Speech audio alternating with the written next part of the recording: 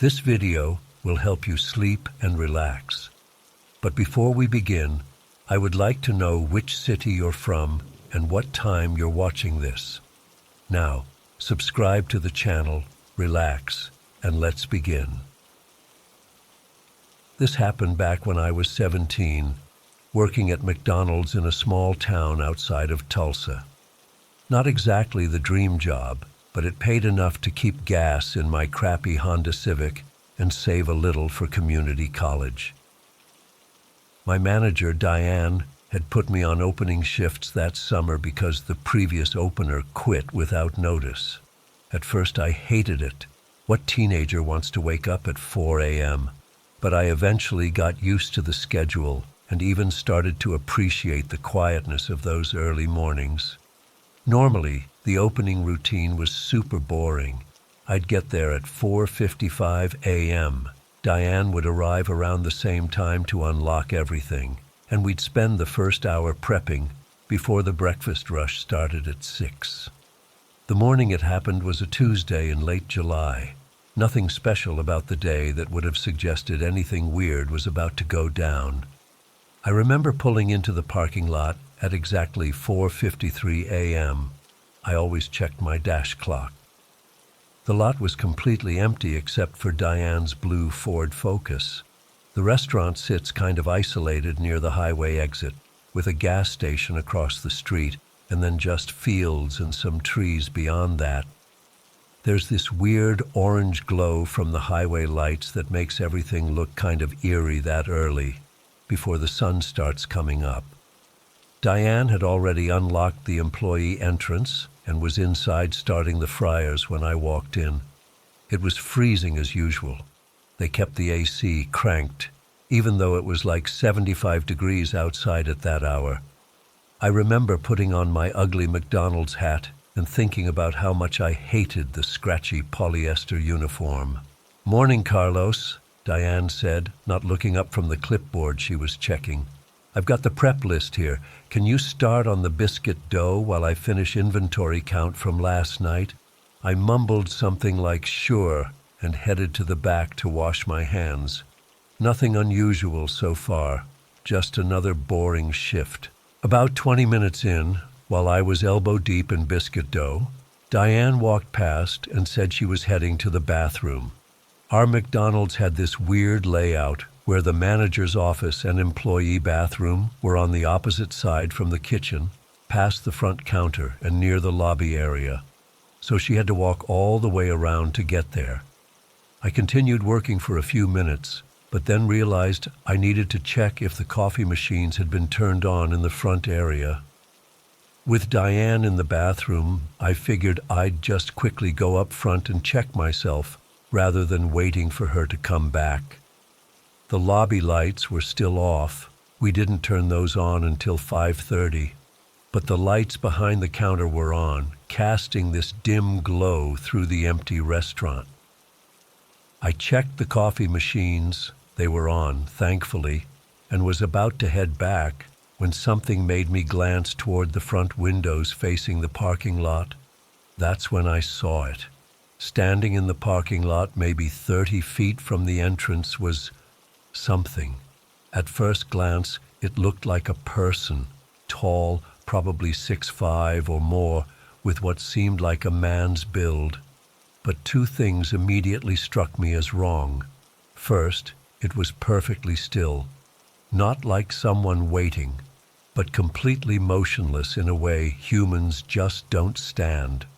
Second, and this is the part that still gives me chills, it was completely black. Not like someone wearing black clothes, it was like a hole in reality, a silhouette with no features, no reflection, nothing. The orange glow from the highway lights that hit everything else in the lot didn't touch this thing. It was like it absorbed all the light around it. My first thought was that my eyes were playing tricks on me. I'd been up since 4 a.m. after all. So I moved closer to the window, squinting to get a better look. As I got closer to the glass, the strangest feeling came over me. It started as this weird pressure in my chest, like when you dive too deep in a swimming pool. Then it moved up to my throat, making it hard to swallow.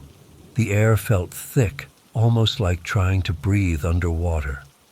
The figure hadn't moved at all, but somehow I felt like it was aware of me, like it was looking right at me even though I couldn't make out any eyes or face.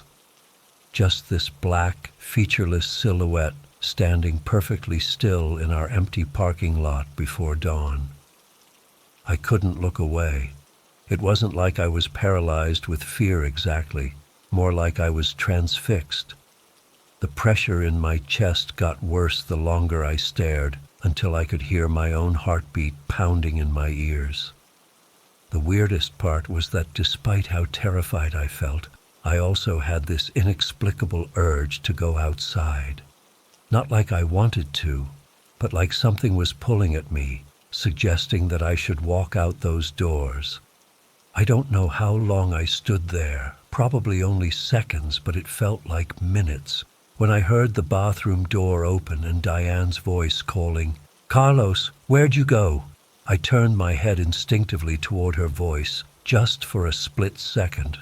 When I looked back at the parking lot, the figure was gone. Not like it had walked away. It was just gone, like someone had erased it from existence. The pressure in my chest immediately lifted, and I could breathe normally again. "I'm checking the coffee machines," I managed to say, my voice sounding strange and distant to my own ears. Diane walked up beside me. "Everything okay? You look like you've seen a ghost." I almost told her right then, but something stopped me. How do you explain seeing a human-shaped void that disappears when you blink? Instead, I just shook my head. Just zoned out for a second, still waking up. She gave me a weird look, but didn't push it.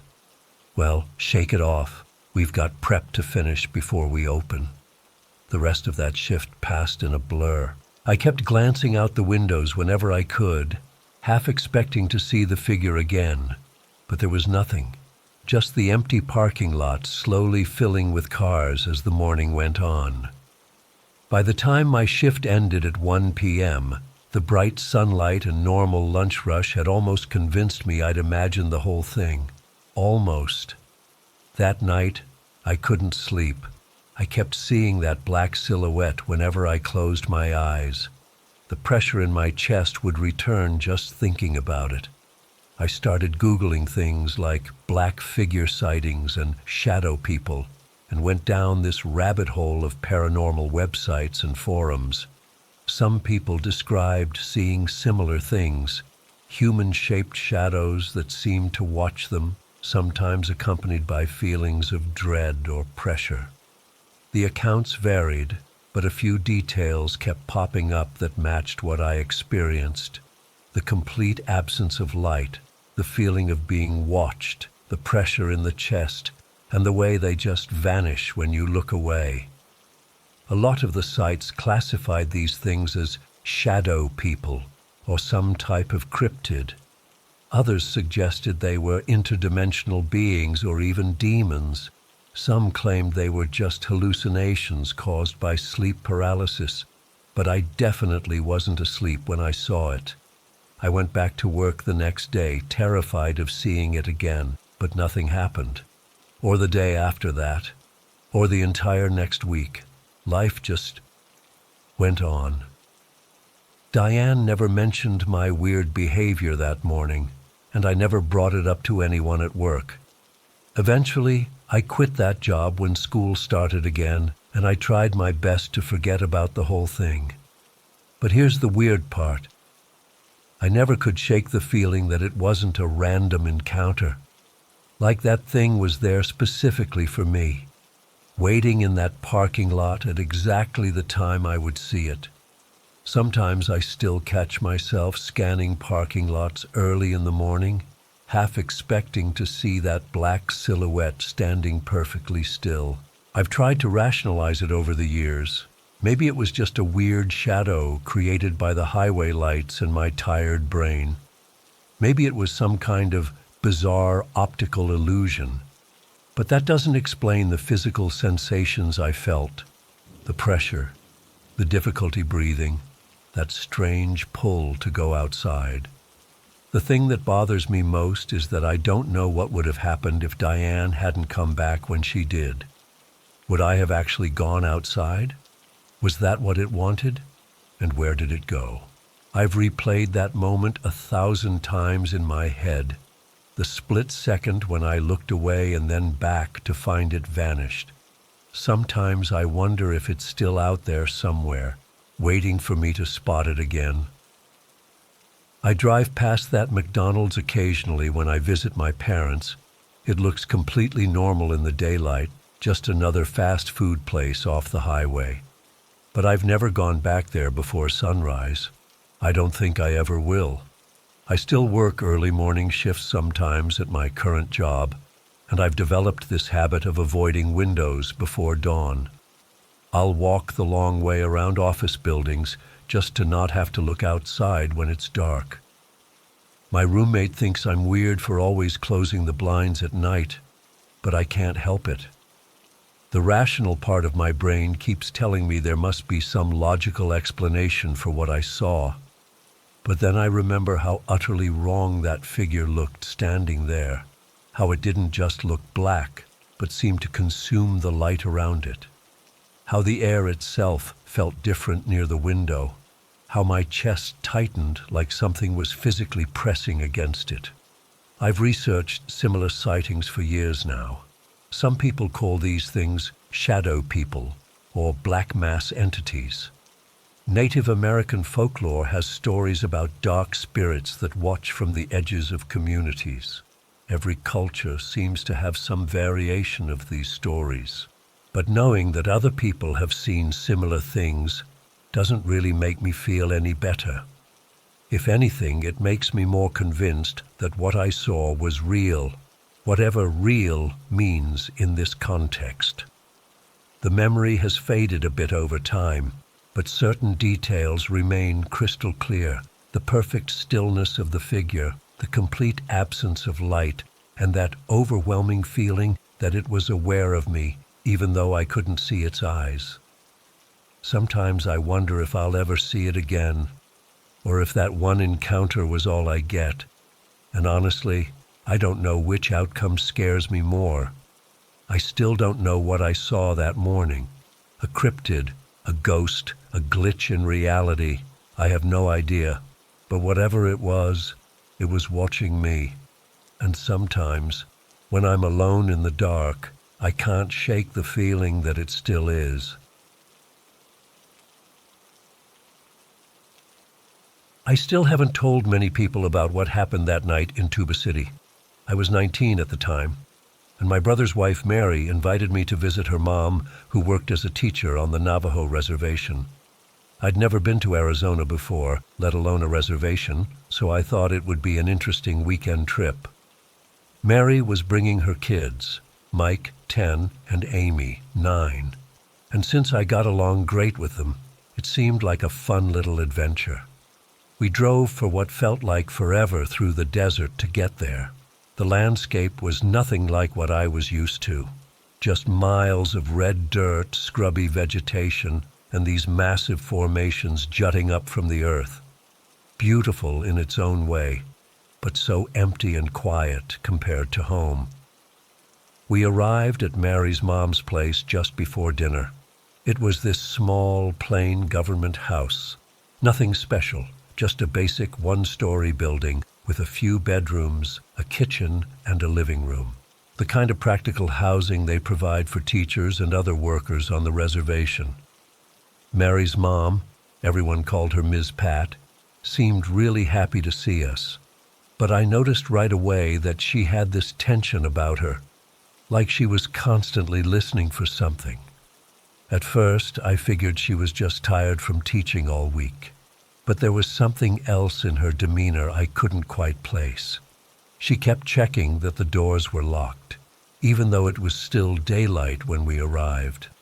After dinner, Mary suggested we take a drive around to see some of the reservation at night. Ms. Pat got this weird look on her face and said something quietly to Mary in what I assumed was Navajo. Mary just shook her head and told her mom not to worry, that we'd stick to the main roads and be back before it got too late. I remember Ms. Pat glancing at me with this expression I couldn't interpret, then nodding reluctantly. So Mary and I left the kids with Ms. Pat and took her old Chevy pickup out around 8:30 p.m. The night was clear and you could see about 1,000,000 stars, way more than I'd ever seen back home. The reservation at night was eerily beautiful. We drove down these long stretches of road with hardly any other cars, just the headlights cutting through the darkness. We didn't talk much, just kind of taking in the vastness of the place. At one point, we stopped the truck on this ridge overlooking what Mary said was part of the painted desert. We couldn't see the colors in the dark, but the moonlight created these strange shadows across the landscape that made it look almost like another planet. We were only outside the truck for maybe 5 minutes when Mary suddenly grabbed my arm really hard. "We need to go," she said, just like that. Her voice was completely different, tight and urgent. I asked her what was wrong, but she just shook her head and practically dragged me back to the truck. As we got in, I swear I heard something moving in the scrub brush about 20 yards away. Not like an animal scurrying, but deliberate, quiet footsteps. Mary started the engine and pulled away so fast that we kicked up a huge cloud of dust behind us. The whole drive back, Mary kept checking the rearview mirror. I asked her multiple times what she'd heard or seen out there, but she just kept saying, "Nothing. It's fine. We just shouldn't be out after dark here." The way she said it made me feel like I was missing something really obvious. We got back to the house around 10 p.m., and Ms. Pat looked visibly relieved to see us. I caught them exchanging another glance, and Ms. Pat asked something in Navajo again. Mary just nodded and said in English, "We're fine, Mom, everything's fine." The sleeping arrangements were tight in the small house. Ms. Pat had her bedroom, Mary would share the second bedroom with Amy, and I was given the small back bedroom with Mike sleeping in a sleeping bag on the floor beside my bed. The back bedroom was tiny, just enough space for a twin bed and a small dresser. It had one window that faced out toward what seemed like endless darkness. There were no neighboring houses visible from that side of the building. I fell asleep pretty quickly, exhausted from the long drive and the day's activities. I'm not sure exactly what time it was when I woke up. My phone was charging in the living room, and there wasn't a clock in the bedroom. If I had to guess, it was probably around 2 or 3 a.m. What woke me was this scratching sound. At first, in my half-asleep state, I thought it might be a branch scraping against the window, but I had noticed earlier there weren't any trees close to the house. The sound was slow and deliberate, like claws being dragged down the glass, pausing and then dragging down again. It wasn't frantic or random. It had this methodical quality that made the hair on my arms stand up. Scratch, scratch, pause, scratch, scratch. I laid there completely frozen, my heart pounding so hard I could feel it in my throat. The moonlight was coming through the thin curtains, casting this pale bluish light across the room. I could see Mike sleeping on the floor, completely dead to the world. The scratching continued, slow and deliberate. I tried to convince myself it was the wind blowing something against the window, but deep down, I knew it wasn't. Whatever was making that sound was doing it intentionally. After what felt like forever but was probably only a minute or two, I worked up the courage to reach down and shake Mike's shoulder.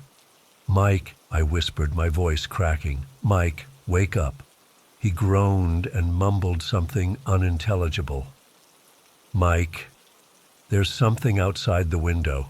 I tried again, my voice barely audible. He half opened his eyes, looked confused for a second, then just rolled over and fell back asleep. The kid could sleep through anything. Scratch, scratch, pause, scratch. The sound was continuing, and now I thought I could hear something else with it. A low sound, almost like breathing, but not quite. It was more like a soft, continuous hiss. I was too terrified to get up and look out the window. Every instinct in my body was screaming at me to stay still, to not draw attention to myself, to pretend I was asleep. I pulled the thin blanket up over my head like a kid hiding from monsters, feeling ridiculous but too scared to do anything else. The scratching continued for what must have been at least 10 more minutes. Then suddenly, it stopped. The silence that followed was almost worse. I strained my ears, trying to hear if whatever it was had moved to another part of the house. For a moment, I thought I heard soft footsteps circling around to the front of the house, but I couldn't be sure. I don't know how long I laid there, barely breathing, listening for any sound.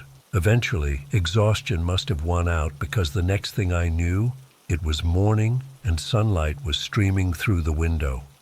At breakfast, I hesitantly mentioned the scratching sounds to Mary and Ms. Pat.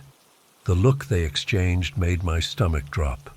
Ms. Pat just nodded and said, "Desert animals get curious sometimes," but her tone didn't match her casual words. When I pressed a little, asking what kind of animal it might have been, Mary changed the subject so abruptly it was jarring. The kids were at the table, and Mary shot a warning glance at Ms. Pat, who immediately started talking to the children about their plans for the day. We left later that morning.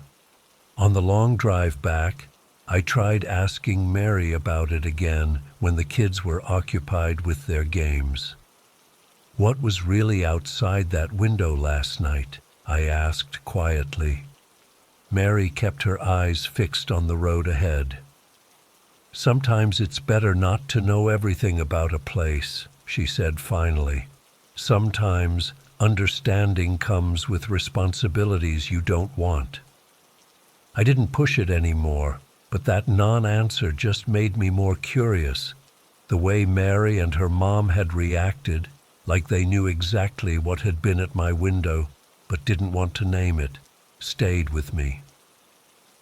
About a month later, I was sitting in my Native American Studies class at college, which I'd registered for to fulfill a cultural diversity requirement. The professor, Dr. Begay, was discussing Navajo traditions and beliefs when he mentioned something called skinwalkers. The Navajo have a complex spiritual tradition, he explained. While much of it centers on harmony and healing, there are also darker elements like the Yi-Naldlushi, or skinwalkers, as they're commonly called in English. I sat up straighter, suddenly paying much closer attention. In Navajo belief, skinwalkers are evil witches who have gained the supernatural ability to transform into, possess, or disguise themselves as animals. They're believed to be Navajo who have broken cultural taboos and chosen to pursue evil, gaining powers through terrible ceremonies. Dr. Begay continued, "Skinwalkers are said to be able to move with incredible speed, mimic the sounds of animals or people, and they often stalk travelers at night. Traditional Navajo people are reluctant to discuss skinwalkers, especially after dark, because even speaking of them is believed to draw their attention." My blood ran cold as he kept speaking. "They're known to follow people home, watching and waiting. Making eye contact with a skinwalker is particularly dangerous, as it's said they can use that connection to possess your body or steal your essence." Someone raised their hand and asked about identifying them. "They're not quite right," Dr. Begay replied. "When they take animal form, there's something unnatural about their appearance or movement. Their eyes might reflect differently than a normal animal's would, or they might appear slightly larger than the animal they're mimicking." I remembered Mary's sudden urgency to leave when we were out at night, The way she kept checking the rearview mirror on the drive back.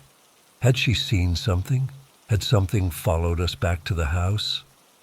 After class, I approached Dr. Begay and asked if skinwalkers were known to scratch at windows. The question clearly surprised him. "Why do you ask that?" he said, studying my face. I briefly told him about my experience at the reservation. As I spoke, his expression became increasingly grave. "Young lady," he said when I finished, "I would advise you not to dwell on this experience or speak of it too often. In Navajo tradition, thoughts and words have power. The more you focus on such an encounter, the more you may inadvertently strengthen the connection." He paused, then added more gently, "But yes, that behavior is consistent with the stories. You were fortunate that you didn't look outside. Glass is just glass. It's not a strong barrier in the spiritual sense. Had you made eye contact?" He didn't finish the sentence. Driving home that day, I couldn't stop thinking about how close I'd been to something truly evil. That thin pane of glass had been the only thing separating me from an entity that, according to legend, could have stolen my soul or worse. I understood now why Mary and Ms. Pat had been so reluctant to discuss it, why Mary had changed the subject so quickly when the children were present. It's been 5 years since that night, and I've never returned to the reservation. Mary and I don't talk about it, though sometimes I catch her looking at me with this knowing expression when certain subjects come up. I've done some reading on my own about skinwalkers, though I try not to obsess over it.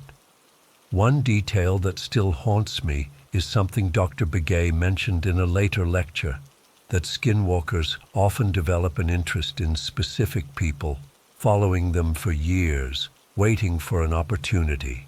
I try to tell myself it's just a legend, just a cultural belief I don't need to share. But sometimes, when I'm alone at night, I swear I can hear that slow, deliberate scratching sound again. And I never, ever look out my window when I hear strange noises after dark.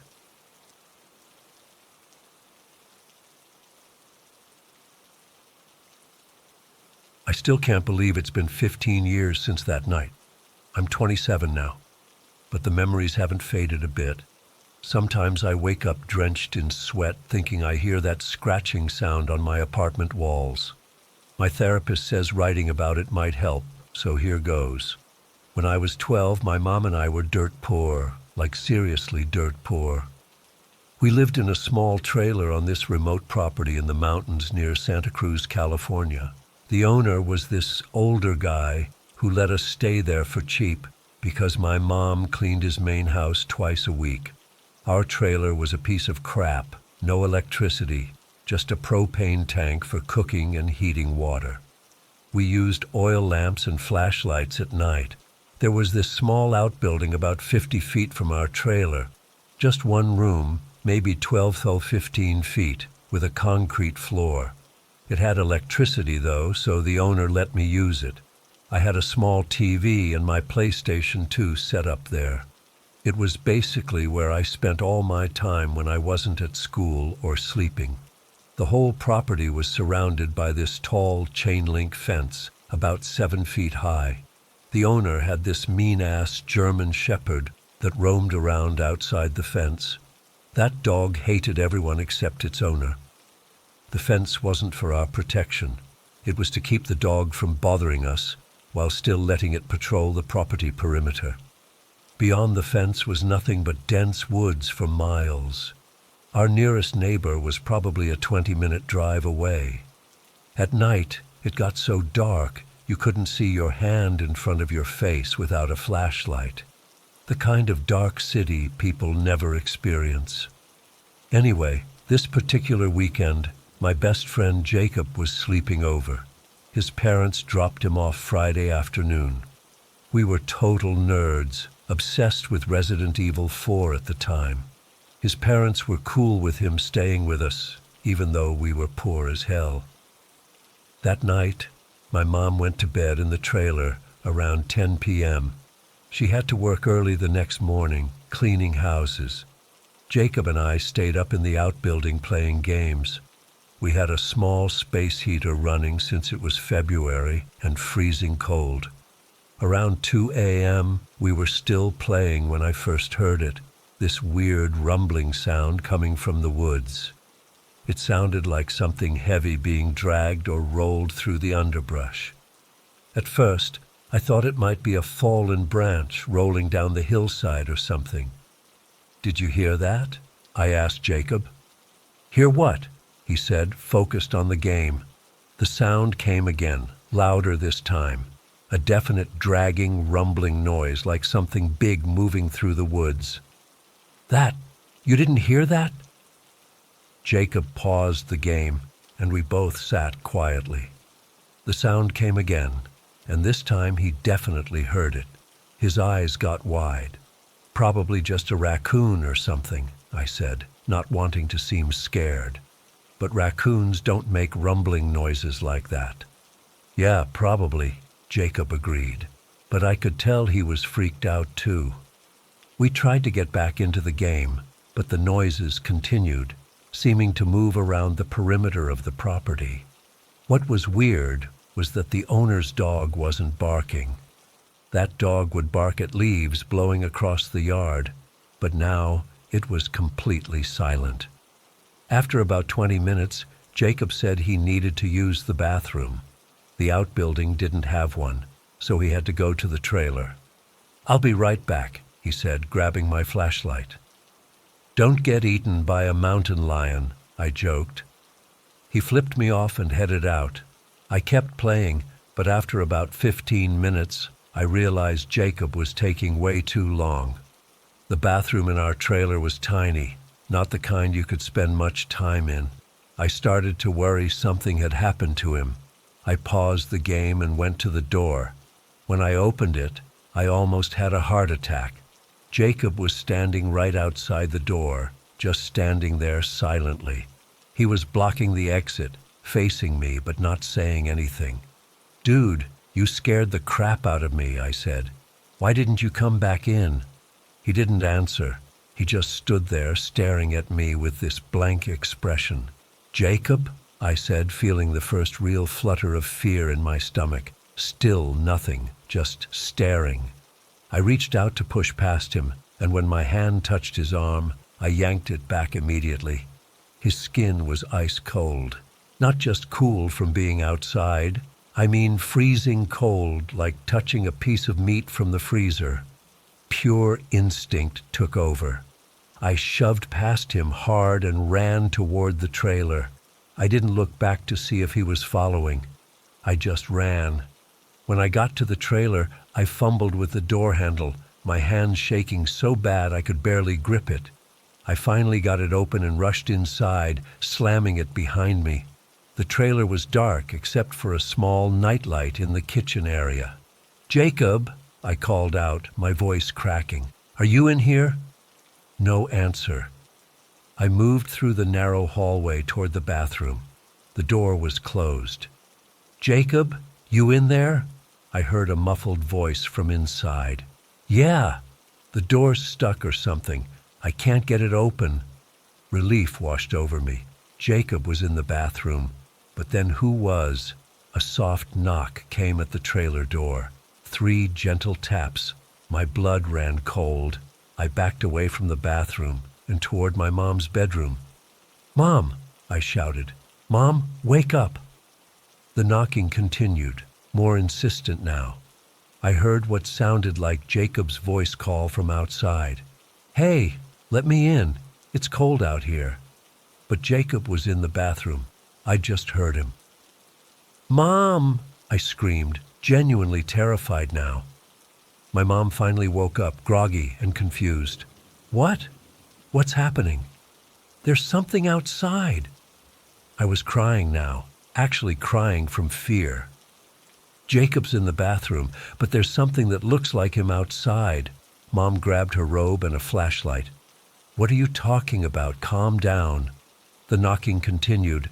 Mom went to the door while I stood frozen in the hallway. "Who's there?" she called. No answer, just more knocking. She looked through the small window next to the door, then turned to me with a confused expression. "There's nobody there, honey." Just then, the bathroom door rattled and Jacob called out again. "Can someone help? I think the door's stuck." Mom went to the bathroom door and jiggled the handle. It was indeed stuck. She had to use a credit card to get the latch to release. When the door opened, Jacob came out looking confused and a little embarrassed. "The door just locked behind me somehow," he said. "I've been stuck in there for like 20 minutes. I told them about seeing Jacob outside the outbuilding, how his skin was ice cold. Mom thought I was just seeing things in the dark, but Jacob looked genuinely spooked. "I've been in the bathroom the whole time," he insisted. Mom decided to walk us back to the outbuilding, thinking it would calm me down. She brought a big Maglite flashlight and scanned the yard as we walked. Nothing seemed out of place, no sign of whatever I'd seen. When we got back to the outbuilding, Mom checked inside and around it. Finding nothing, she told us not to stay up too much longer and went back to the trailer. As soon as she left, Jacob and I looked at each other in silence for a long moment. "Dude, I swear I saw you standing outside," I said. "I believe you," he replied quietly. "I was definitely stuck in that bathroom the whole time." We were both too freaked out to keep playing games, so we just sat there talking about what could have happened. That's when we heard the dog. The owner's German shepherd started barking like crazy somewhere behind the outbuilding, right at the fence line. The barking was frantic, aggressive, then suddenly changed to whimpering. We heard the sound of it running away, fast. Then came the scratching.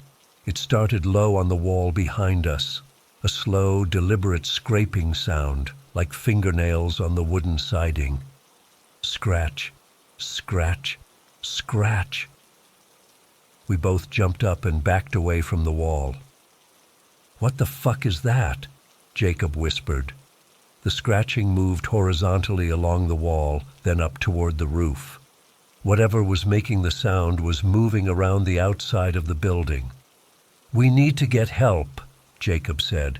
"I'm going to run to the trailer." Before I could stop him, he'd opened the door and stepped outside.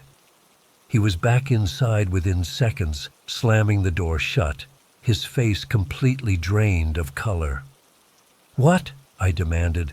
"What did you see?" He was shaking, actually physically shaking. "Your mom. I saw your mom standing by the fence." "So? She probably came back to check on us." He shook his head violently. "No, she was just standing there, staring, and then she smiled. But it wasn't right. Her face, it didn't move right." My stomach dropped. "My mom's in the trailer, Jacob." The scratching sound had stopped, but now we heard footsteps. Slow, dragging footsteps circling the outbuilding. We moved the small couch against the door and turned off all the lights except for one small lamp. The footsteps continued their slow circuit around the building. Every few minutes the scratching would start again, sometimes low on the walls, sometimes high up near the ceiling. Then we heard my mom's voice. "Boys, what's wrong? Why don't you go to sleep?" The voice was coming from directly outside the wall. It sounded exactly like my mom, but slightly off. Like someone doing a really good impression, but missing some subtle inflection. "Don't answer it," Jacob whispered. The voice came again. "Open the door. It's cold out here." The handle of the door rattled, then something pushed against it, making the couch slide an inch or two. We both threw our weight against the couch, pushing it back in place. "Let me in," the voice said, dropping any pretense of sounding motherly. It was still my mom's voice, but flat, emotionless. The scratching started again, more frantic now. Not just on one wall, but all around us, like there were multiple things outside. The windows were too high for us to see out, which was probably a good thing. At one point, I thought I heard Jacob's voice outside too, calling my name. The real Jacob grabbed my arm and shook his head, eyes wide with terror. We stayed like that all night, huddled against the couch, listening to the scratching and the voices. Sometimes they'd stop for a while, then start again suddenly, like whatever was out there was trying different tactics to get us to open the door. As dawn approached, the sounds gradually faded. By the time the first light of morning filtered through the windows, everything was silent. We were still too terrified to open the door. When my actual mom came to check on us around 7 a.m., we wouldn't let her in. We yelled through the door that we were okay, but wouldn't move the couch. She thought we were just being weird kids until she realized how genuinely scared we were.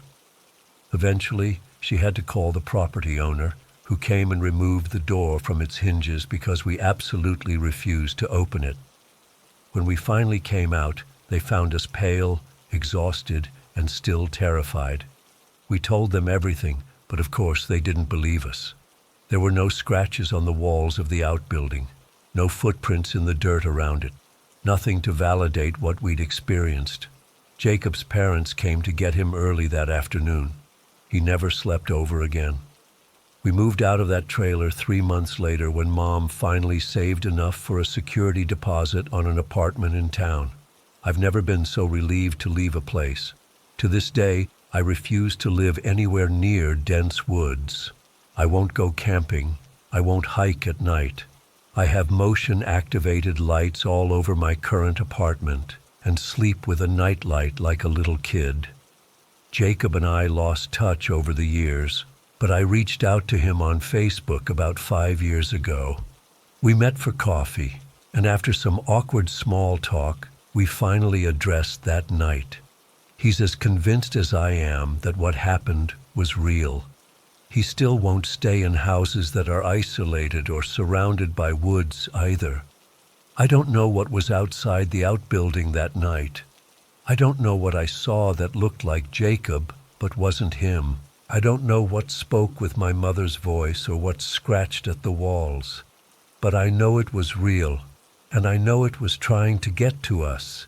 And sometimes, when I'm falling asleep, I swear I can hear something scratching at my bedroom wall.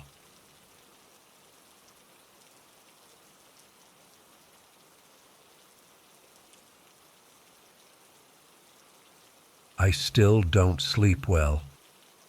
It's been 3 months since everything happened, but every time I close my eyes, I see that tree, that thing hanging from it. I've debated whether or not to share this story online for weeks now. Part of me wants to forget it ever happened, but another part knows I need to get this out. I grew up on the Navajo reservation in Arizona. My grandma raised me with all the traditional teachings, ceremonies, prayers, our connection to the land. When you grow up this way, you learn early on that there are forces in this world that can't be explained by modern science. Most outsiders think it's just superstition, but we know better. This all started about 3 months ago when my friend Marcus called me. We've known each other since elementary school, and I could tell right away something was seriously wrong.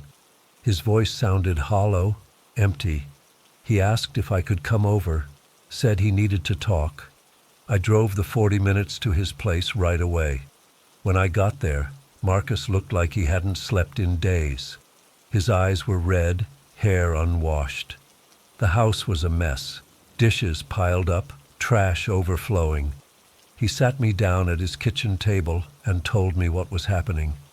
In the span of just 3 weeks, 3 of his family members had died, 2 cousins and his uncle, all under strange circumstances. One had a sudden heart attack at 32 with no prior health issues.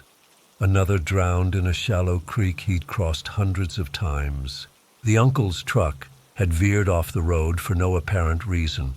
No alcohol, no mechanical failure, nothing that made sense. "Kyle, something's not right," he told me. "This isn't normal." I felt a heaviness settle in my stomach. 3 deaths in 3 weeks in the same family? My grandma would have called this bad medicine, witchcraft. But Marcus wasn't finished. His sister's husband had died too, just a week before. That made 4 deaths. My skin prickled with goosebumps. "Tell me exactly what happened," I said. Marcus rubbed his face. "My sister, Alicia, she was washing dishes one night about a month ago. It was around 10 p.m. She looked out the kitchen window and saw something." He paused, like he was struggling to find the words. "She said it looked like a bear, but not really. It had a face that was human-like." She screamed, and her husband Mike grabbed his rifle and went outside. I felt the hair on my arms stand up. This wasn't good. Mike followed whatever it was. He told Alicia it moved in a weird way, like it wasn't fully animal. He chased it to the edge of their property, near that cliff behind their house. Mike said this thing, it climbed straight up the cliff face, like vertically. That's impossible, right?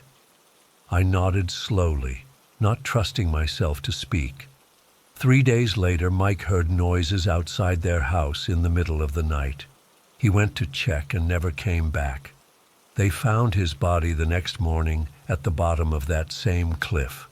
The medical examiner ruled it a homicide because of trauma to his head that didn't match a fall. My mouth went dry. "Did anyone see anything?" "No, just Mike's flashlight at the top of the cliff. He dropped it there, I guess." I took a deep breath. I knew what we were dealing with, but I didn't want to say it out loud. Some things, once named, gain power. "Marcus, I think you need to talk to my uncle. He's a medicine man. He can help figure out what's happening." Marcus looked relieved, like he'd been waiting for me to suggest exactly that. He nodded quickly. "Yes, please, whatever it takes." I called my uncle right there. He agreed to come the next day and do a ceremony for Marcus's family. I stayed with Marcus that night. Neither of us slept much. My uncle arrived early the next morning. He was in his 60s, with long gray hair tied back, wearing his usual jeans and flannel shirt. Nothing about him screamed medicine man to outsiders, but on the res, everyone knew who he was and respected him. He had Marcus gather his immediate family, his parents, his sister Alicia, and his 2 remaining siblings. They sat in a circle in the living room while my uncle burned sage and cedar, praying in our language. I sat outside the circle, watching. After about an hour of prayers and songs, my uncle stopped abruptly. His face had changed. He looked directly at Marcus's father. "Someone in your family has been practicing the wrong way," he said quietly. "The dark way." Marcus's father looked shocked. "What do you mean?" "Someone close to you is jealous. They've done something to bring this suffering to your family." The room went completely silent. You could feel the tension like electricity. My uncle continued, "There is something placed near your home, something unnatural. It contains parts of your family, hair, personal items. It was put there with bad intentions." Alicia started crying softly. Her husband had just died, and now this. "I need to find it," my uncle said. "Only then can we stop what's happening." We spent the rest of that day searching the property around Marcus's parents' home. It was almost sunset when my uncle stopped walking suddenly. He was staring at an old juniper tree about 50 yards from the house. The tree had been struck by lightning years ago. Half of it was dead, black and twisted. "There," he said quietly. As we got closer, I saw it. Hanging from one of the dead branches was something that made my stomach turn. It looked like a small, dried bladder of some kind, probably from a goat. It was nailed to the branch with a rusted nail, swinging slightly in the breeze. Dark stains covered the outside of it. "Don't touch it," my uncle warned as Marcus stepped forward. "This is very dangerous." My uncle explained that whoever had done this had placed items connected to Marcus's family inside the bladder. It was hung there out of jealousy, maybe because Marcus's family had good jobs, nice vehicles, a solid home. "As this decays, more terrible things will happen to your family," my uncle said. "And when it falls from the tree, another will die." I felt sick. This wasn't some horror movie. This was happening to people I knew, people I cared about. My uncle told us he needed to prepare special prayers and materials to remove it safely. We would need to return the next day at dawn. That night, no one slept. We all stayed at Marcus's parents' house, lights on, jumping at every sound. The next morning at first light, we returned to the tree. My uncle brought a cloth bundle containing eagle feathers, corn pollen, and other materials for the ceremony. He approached the tree alone at first, praying softly in Navajo. The rest of us stood back about 20 feet, watching. Using the eagle feathers, he carefully removed the bladder from the branch. Up close, it was even more horrifying. It was dried and shriveled, covered in what looked like dried blood. Small insects swarmed around it. The smell was indescribable, like death and decay and something chemical all mixed together. My uncle placed it on a white cloth on the ground and very carefully cut it open with an obsidian blade. Inside were several bundles of hair tied with colored string, fragments of bone, a snake fang, and a photograph of Marcus's family that had been taken at a recent celebration. The photo had been burned around the edges and pierced multiple times with what looked like pins. Alicia gasped and turned away. Marcus's mother began to cry. My uncle wrapped everything in the white cloth, continuing to pray. He told Marcus's father that he would take these items and dispose of them properly through ceremony. "Whoever did this will receive back what they sent out 3 times over," my uncle said. "But you must not seek revenge. That will only continue the cycle. You must pray for this person, forgive them. Only the Creator has true power over life and death." As we walked back to the house, I remembered all the things my grandmother had taught me about death and the spirit world. She said when someone dies, their spirit stays around for 4 days, visiting all the places that were meaningful to them. That's why we cover mirrors after someone dies, so their spirit doesn't get trapped or confused by seeing their own reflection. It's why we burn the deceased person's belongings, to help their spirit move on to the next world. I wondered if Mike's spirit and the spirits of Marcus's other family members had been trapped somehow by this bad medicine, if they couldn't complete their journey. When we got back to the house, my uncle performed a cleansing ceremony for the entire family. He used cedar smoke and prayers to purify everyone and the home. It took several hours. By the time we finished, it was late afternoon. As my uncle was leaving, he took me aside. "Kyle, you were raised in the traditional way. You know there are some things in this world that we don't speak of directly." I nodded. What was done to this family was very dangerous. Not just for them, but for whoever did it. The person who did this has opened a doorway that should stay closed. They invited something dark into this world. "Do you know who did it?" I asked. My uncle looked away. "I have my suspicions, but naming them might cause more harm. The important thing now is that the family is protected." That evening, as I was driving home, I took a different route than usual. Something pulled me toward a small house set back from the road, about 5 miles from Marcus's place. I'd been there once before. It belonged to Marcus's cousin on his mother's side, a man named Darren who'd always seemed resentful of Marcus's family's success.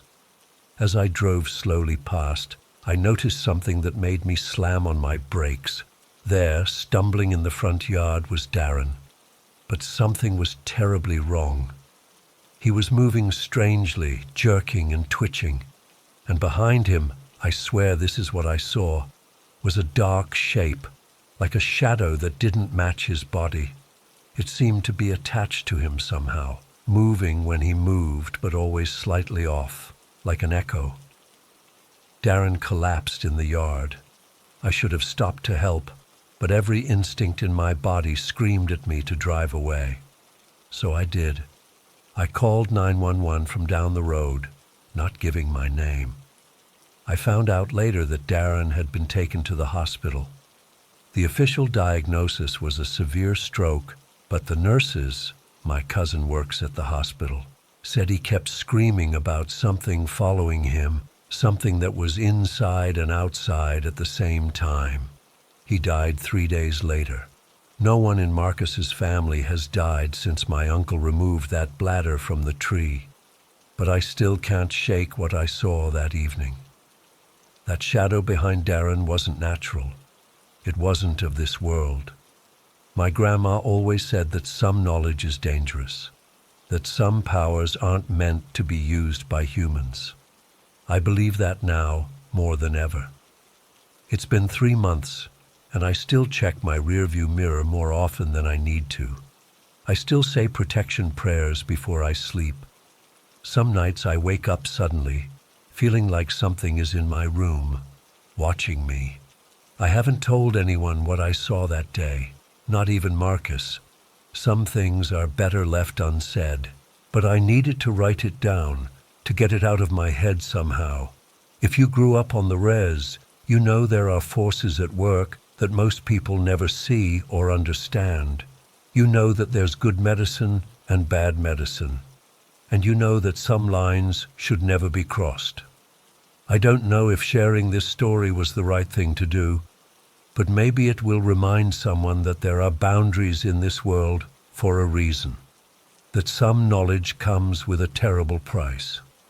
I just hope writing this down doesn't open any doors that should stay closed.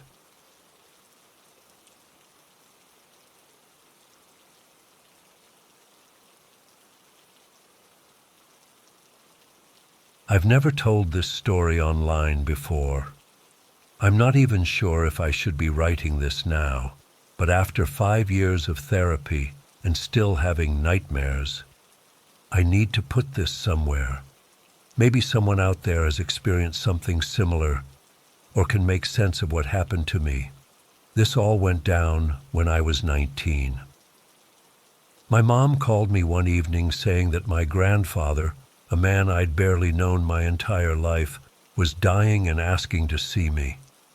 I didn't even know he was still alive until that moment. My mom explained that he lived alone in northern Michigan in some remote cabin and that he had no one else. She didn't want to go herself. They had some kind of falling out years ago, but she thought someone should be there for him. I wasn't thrilled about the idea. What little I knew about my grandfather wasn't exactly heartwarming. My mom once told me he'd served in Vietnam in the 70s, and during a late-night conversation when I was about 14, she'd mentioned that he once confessed to beating someone to death with a shovel during the war. That's literally all I knew about the man. Not exactly the kind of person you're excited to spend time with. But something about knowing he was dying alone got to me. I agreed to go, figuring it would be a quick visit, maybe a day or two at most. I could handle that. I borrowed my roommate's truck since my car wasn't reliable for long trips, packed a small bag, and headed north early one Thursday morning. The drive took about 3 hours, and the further north I went, the more isolated everything became. By the time I was following the handwritten directions my mom had given me, I was on dirt roads with dense forest on both sides. The cabin itself was exactly what you'd expect. Weathered logs, a small porch, and smoke curling from a stone chimney. It looked like something from another era. No other houses were visible in any direction, just trees and more trees. I sat in the truck for a few minutes, mentally preparing myself. I wasn't sure what to expect. A frail old man in bed, or maybe someone who didn't even remember asking for me. Finally, I grabbed my bag and approached the cabin. Before I could knock, the door creaked open. My grandfather stood there, much smaller than I had imagined him. He was thin, with deep-set eyes and paper-thin skin stretched over sharp cheekbones. Despite his obvious frailty, there was something intense about his gaze that made me uncomfortable. "James," he said, his voice surprisingly strong. Not a question. He knew exactly who I was. "Hi, Grandpa," I replied, the word feeling foreign in my mouth. He stepped aside to let me in. The cabin was basic but clean, a small kitchen area, a living space with 2 worn armchairs by a wood stove, and 2 doors that I assumed led to bedrooms. The place smelled of wood smoke, coffee, and something medicinal. The first few hours were awkward as hell. We sat across from each other, him asking basic questions about my life, and me trying to think of things to ask him that wouldn't bring up war crimes. But as the day went on, something unexpected happened. I started to like him. Unlike the monster I'd built up in my head, my grandfather was thoughtful and surprisingly funny in a dry way. He showed me old photos of my mom as a kid, told me about his life before the war, and even opened up about how he'd tried to reconnect with my mom over the years without success. When he mentioned needing more wood for the stove, I immediately volunteered. It felt good to be useful, and watching this frail man try to carry logs broke something inside me. By evening, I'd decided to stay for a few days. He clearly needed help, and despite our rocky start, I felt a connection forming. That night, he showed me to my room, a small space with a surprisingly new queen-sized bed. "Got this when your mom said you might come," he explained. "Never had visitors before." That simple gesture hit me hard. He'd been hoping I'd visit for longer than I realized. My grandfather took the smaller bedroom with an ancient-looking twin bed that sagged in the middle. After he went to bed, I heard him coughing violently through the thin wall. Despite having just met him, I felt genuinely worried. Around midnight, after the coughing had stopped and I could hear gentle snoring, I made a decision. I quietly entered his room, carefully lifted his light frame, and carried him to my room, placing him on the larger, more comfortable bed. He barely stirred, clearly exhausted. I took the small bed for myself, feeling good about the switch. I fell asleep quickly, exhausted from the drive and the emotional day. The next morning, I woke up disoriented. It took me a moment to remember where I was. Light was streaming through the small window, and I could smell coffee brewing. My grandfather was already up. I dressed quickly and headed to the main room, where he was sitting in his armchair with a steaming mug. "Sleep well?" he asked, a knowing look in his eyes. "Yeah, fine," I lied, not wanting to admit the bed was terrible. "You didn't have to do that," he said, "but thank you." Before I could respond, a strange sound from outside caught my attention. It was like metal clanking against metal, followed by a low, rumbling noise that wasn't quite a horse's neigh, but something similar. "What's that?" I asked. My grandfather's expression changed instantly. The relaxed, almost content look vanished, replaced by something that looked like fear. "Nothing for you to worry about," he said dismissively. "How about some breakfast?" But my curiosity was piqued. After we ate, I told him I was going to step outside for some fresh air. The moment I rounded the back of the cabin, I froze. 6 black horses were chained behind the cabin. But these weren't normal horses. They were wearing massive, ancient-looking battle chains with metal rings around their necks. The chains were secured to thick wooden posts driven deep into the ground.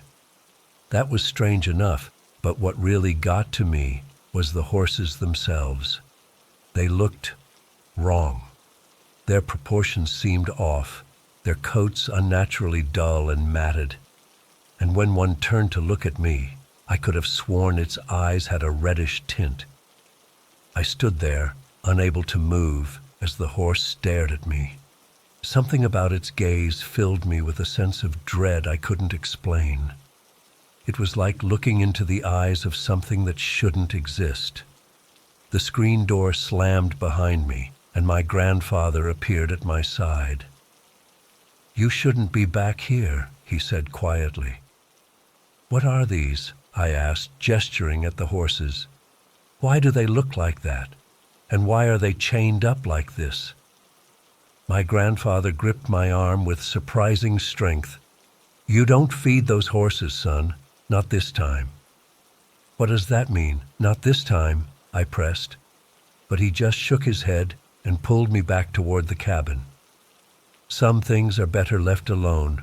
Come inside now." For the rest of the day, I tried repeatedly to get answers about the horses, but my grandfather deflected every question.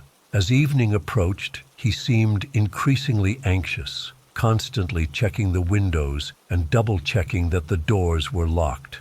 While he dozed in his chair that evening, I slipped out the back door again. I needed a closer look at those horses. In the fading light, they seemed even more unsettling. Up close, I could see that their fur wasn't just matted, it was patchy and seemed to be falling out in places. Their skulls looked slightly deformed, with foreheads that protruded unnaturally. Their rib cages were indented in places, as if the bones had been broken and healed wrong. But worst of all were their teeth, yellowed, broken things that looked more suited for tearing meat than grazing on grass. Some of them had what looked like dried blood and bits of something stuck between them. As I stood there, one of the horses, the same one that had made eye contact earlier, slowly turned its head toward me. This time, I was certain its eyes were red, not bloodshot, but actually red, like dying embers. It made a sound that no horse should be able to make, a low growling that vibrated through my chest. I backed away quickly, nearly tripping over my own feet. Back inside, my grandfather was awake and staring at me. "You went out there again," he said, not a question. "What the hell are those things?" I demanded. "They're not normal horses." He sighed deeply, suddenly looking much older. "No, they're not, and that's all you need to know." The next morning, my grandfather said we needed supplies. I was relieved to get away from the cabin and those horses, even if just for a few hours. We drove to the nearest town, about 40 minutes away, and loaded up on groceries and medications from the pharmacy. On the drive back, my grandfather was unusually talkative, telling me stories about my mom as a child that made me laugh. For a little while, I almost forgot about the disturbing animals waiting at the cabin. But as we pulled up the dirt driveway, I immediately sensed something was wrong. The horses were agitated, pulling at their chains and making those unnatural sounds, and scattered behind them were white objects that hadn't been there before. As we got closer, I realized what they were. Rabbit carcasses, dozens of them, their fur making them look like snow against the dark ground. My grandfather cursed under his breath. "Get inside," he said urgently. "Now." I didn't argue. We hurried into the cabin, and he immediately began checking all the windows and doors, making sure everything was secured. "What's happening?" I asked, my heart racing. "One of them is getting restless," he muttered, more to himself than to me. As darkness fell, The sounds from outside intensified. Metal clanking, hooves stomping, and those terrible, not quite horse noises. My grandfather paced anxiously, occasionally peering out through the curtains. Around midnight, there was a loud crack from outside that made both of us jump. "What was that?" I whispered. My grandfather's face went ash-gray. "One of them broke its chain." Before I could react, he suddenly looked past me, his eyes widening. "Behind you," he whispered. I started to turn, but never completed the movement. Something hit me hard, and the world went black. When I came to, sunlight was streaming through the windows. I was lying on the cabin floor in a pool of something sticky. As my vision cleared, I realized it was blood, a lot of blood. A crowbar lay next to me, also covered in blood. The cabin was in shambles. The wall facing the back of the property was full of holes, as if something had repeatedly rammed it. Furniture was overturned, and there was blood everywhere, on the walls, the floor, smeared across the windows. And my grandfather was gone. Panic rising, I staggered to my feet and forced myself to look outside. The area where the horses had been was trampled, the gates broken, chains scattered and twisted. There was no sign of the horses or my grandfather. I searched the entire property, calling for him, but found nothing. Finally, overwhelmed and terrified, I gathered what few personal items I could find of his: an old pipe, some tobacco, and a small gold cross he'd kept by his bed, and fled. I drove straight home without stopping, nearly crashing several times as shock and exhaustion caught up with me. When I finally reached my apartment, I collapsed and slept for nearly 24 hours. In the days that followed, I tried to make sense of what had happened. I called the local sheriff's department in that area, but when I described the location of the cabin, they seemed confused. According to them, there were no residential properties registered in that area. I couldn't bring myself to go back, but a month later, I paid a delivery boy from that town to drive out and check. He called me later that day, confused and annoyed, saying there was nothing there but the burned-out foundation of a cabin that had been destroyed years ago. That was 5 years ago. I've talked to therapists, a priest, even a paranormal investigator once when I was desperate. No one has answers. The only proof I have that any of it happened is my grandfather's pipe, which I still keep on my desk. I don't know what those creatures were or what happened to my grandfather. I don't know what hit me that night or whose blood was all over the cabin. Sometimes I wonder if I imagined the whole thing, if maybe I had some kind of breakdown. But then I remember those red eyes staring at me, and that unnatural sound they made, and I know it was real.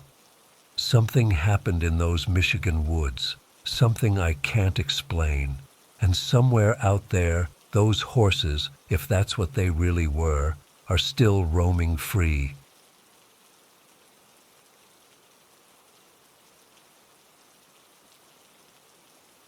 I still have trouble telling this story, even after 17 years. I've only shared it with my closest friends, and most of them think I was just drunk or tripping on something. But I know what I experienced was real, and it still makes my skin crawl thinking about it. It was summer 2006, right after I finished my junior year at Penn State. My buddy Jake had transferred to Appalachian State in North Carolina the year before, and he'd been begging me to come down and do some backpacking with him.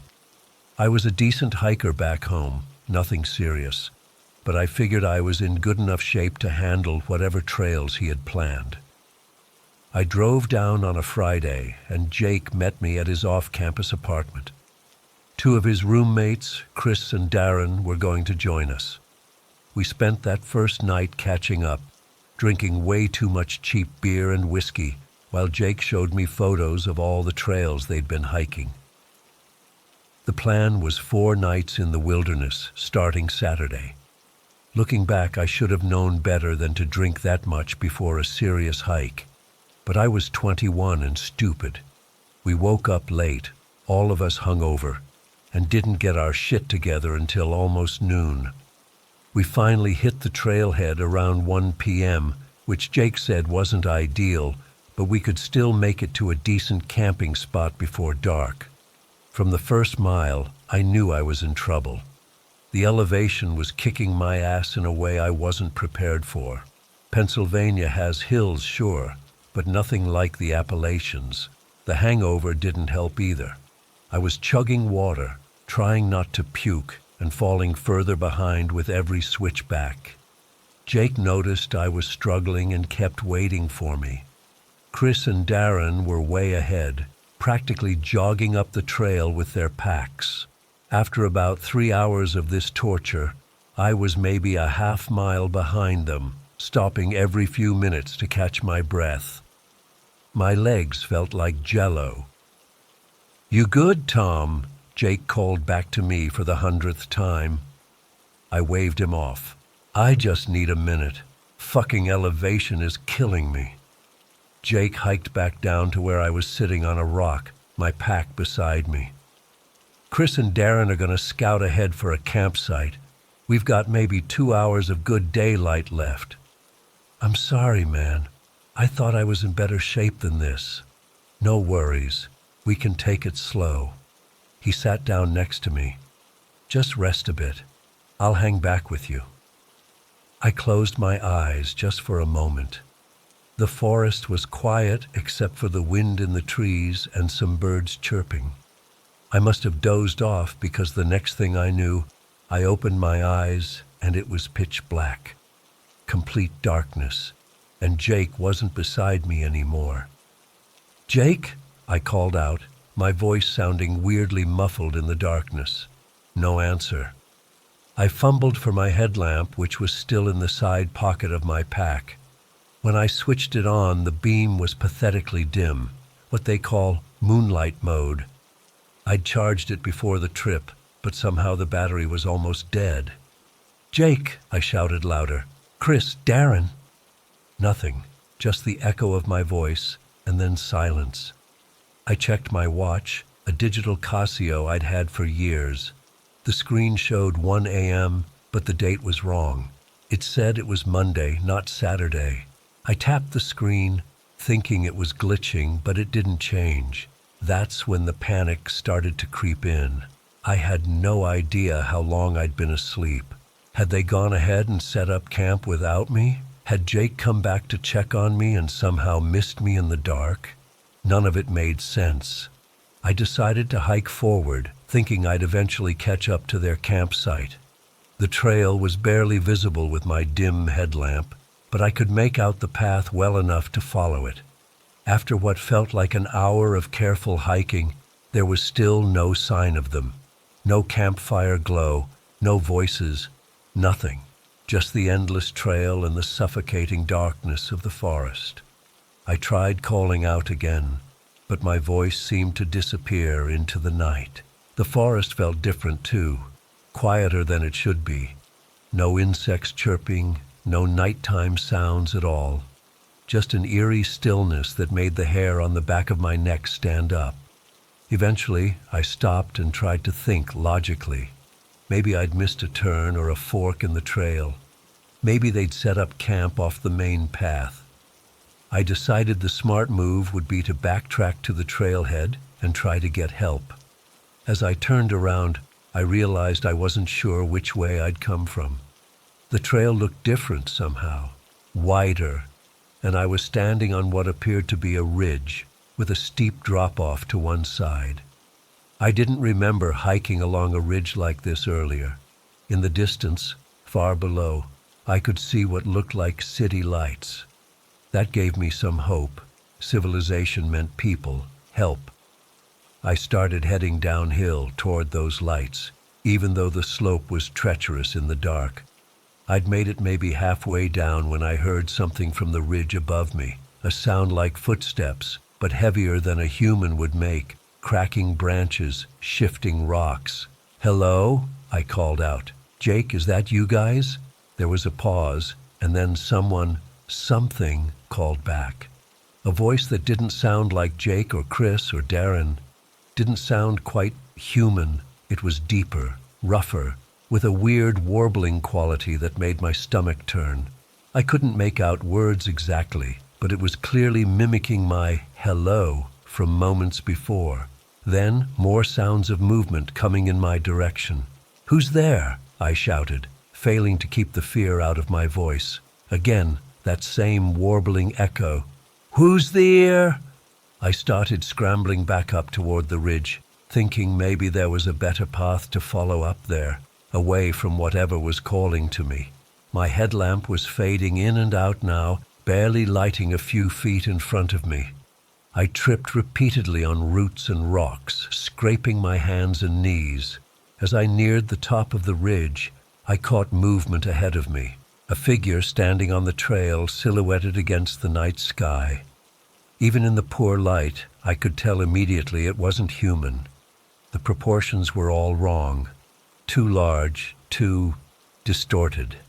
In desperation, I pressed the turbo button on my headlamp, which gave a brief burst of full brightness before dimming again.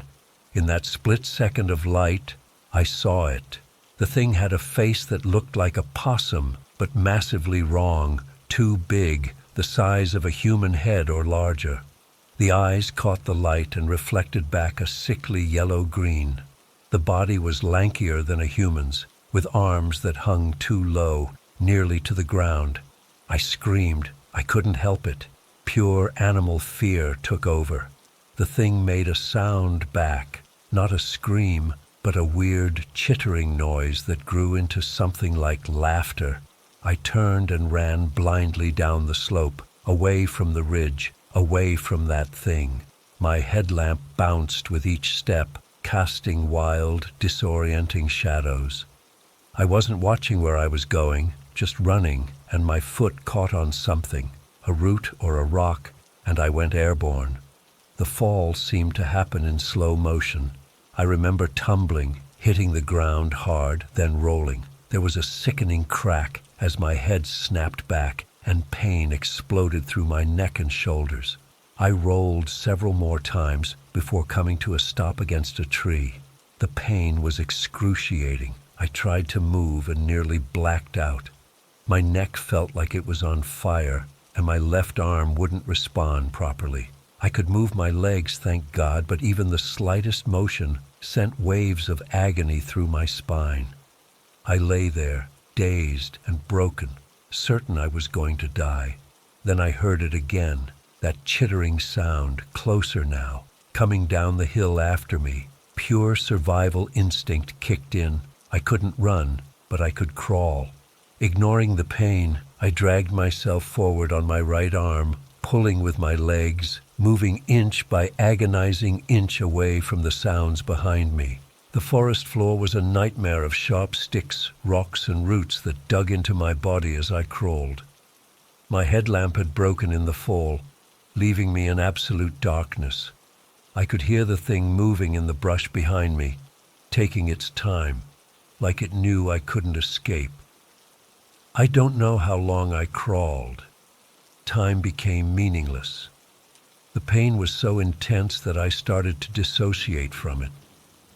I remember thinking how strange it was that I could feel each individual pine needle under my palm, even as my neck threatened to paralyze me with every movement. Eventually, I couldn't go any further. I collapsed behind a fallen tree, curling up as best I could, trying to make myself small and invisible. The sounds were closer now, that weird chittering, branches breaking, heavy footsteps, then a new sound, sniffing, like a dog tracking a scent, my scent. I covered my mouth to stifle my breathing, tears streaming down my face. The footsteps stopped. It was close, so close I could hear its breathing, raspy, uneven. I squeezed my eyes shut, as if that would somehow protect me from what was about to happen. And then, nothing. The next thing I remember is opening my eyes to early morning light filtering through the trees. I was alone, no sign of the creature. Just me, broken and terrified, lying in the dirt. My neck was still in agony, but the adrenaline had worn off, leaving me clearer-headed. I managed to sit up, leaning against the fallen tree. My watch was still showing the wrong date and time. I had no idea where I was or how to get back to the trail. I couldn't climb back up the slope I'd fallen down, not in my condition. My only option was to keep heading downhill, hoping to eventually reach a road or someone who could help. It took me hours to shuffle and stumble down that mountain. Every step was torture. I had to stop frequently, sometimes blacking out from the pain. The only thing keeping me going was the fear that night would come again, and with it, that thing from the ridge. Sometime in the afternoon, I'm guessing since my watch was useless, I heard voices, human voices, calling my name. "Tom! Tom, where are you?" It was Jake. I tried to yell back, but my voice was barely a croak. I kept moving toward the sound, and eventually stumbled into a clearing where Jake and Chris were standing with some park rangers. Jake's face when he saw me, I'll never forget it. A mix of relief and horror. "Jesus Christ, Tom, what happened to you?" They rushed to help me, easing me down onto the ground. A ranger started checking my injuries while Jake knelt beside me. "We've been looking for you since yesterday," he said, his voice shaking. "When I came back with water and you were gone." "What do you mean, came back?" I asked. "You were sitting right next to me." Jake and Chris exchanged a look. "Tom, I left you to rest while I hiked ahead to tell the guys we needed to set up camp early," Jake explained slowly.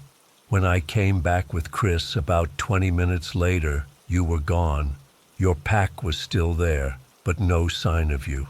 None of it made sense. From my perspective, I'd closed my eyes for a moment, and when I opened them, it was dark and Jake was gone. But according to them, I was the one who disappeared. As the rangers carried me down on a stretcher, Jake told me the rest. They'd searched until dark, then called for help. The search had continued through the night and all the next day. One of the search parties had reported strange things, being followed in the woods, seeing figures on the ridgeline that disappeared when approached. The rangers had dismissed it as nerves and shadows. At the hospital, I was diagnosed with a severe neck sprain, 3 broken ribs, a dislocated shoulder, and a concussion. The doctors said I was lucky not to be paralyzed after a fall like that. I still can't explain what happened to me on that mountain. How did I lose an entire day? Why did my watch malfunction? And that thing on the ridge? What was it? Jake and I don't talk about it much anymore. What's weird is that he still hikes in those mountains, still loves it there. I haven't been back to North Carolina since, and I'll never hike at night again. Sometimes I still wake up hearing that chittering laughter and seeing those yellow-green eyes reflecting in the darkness.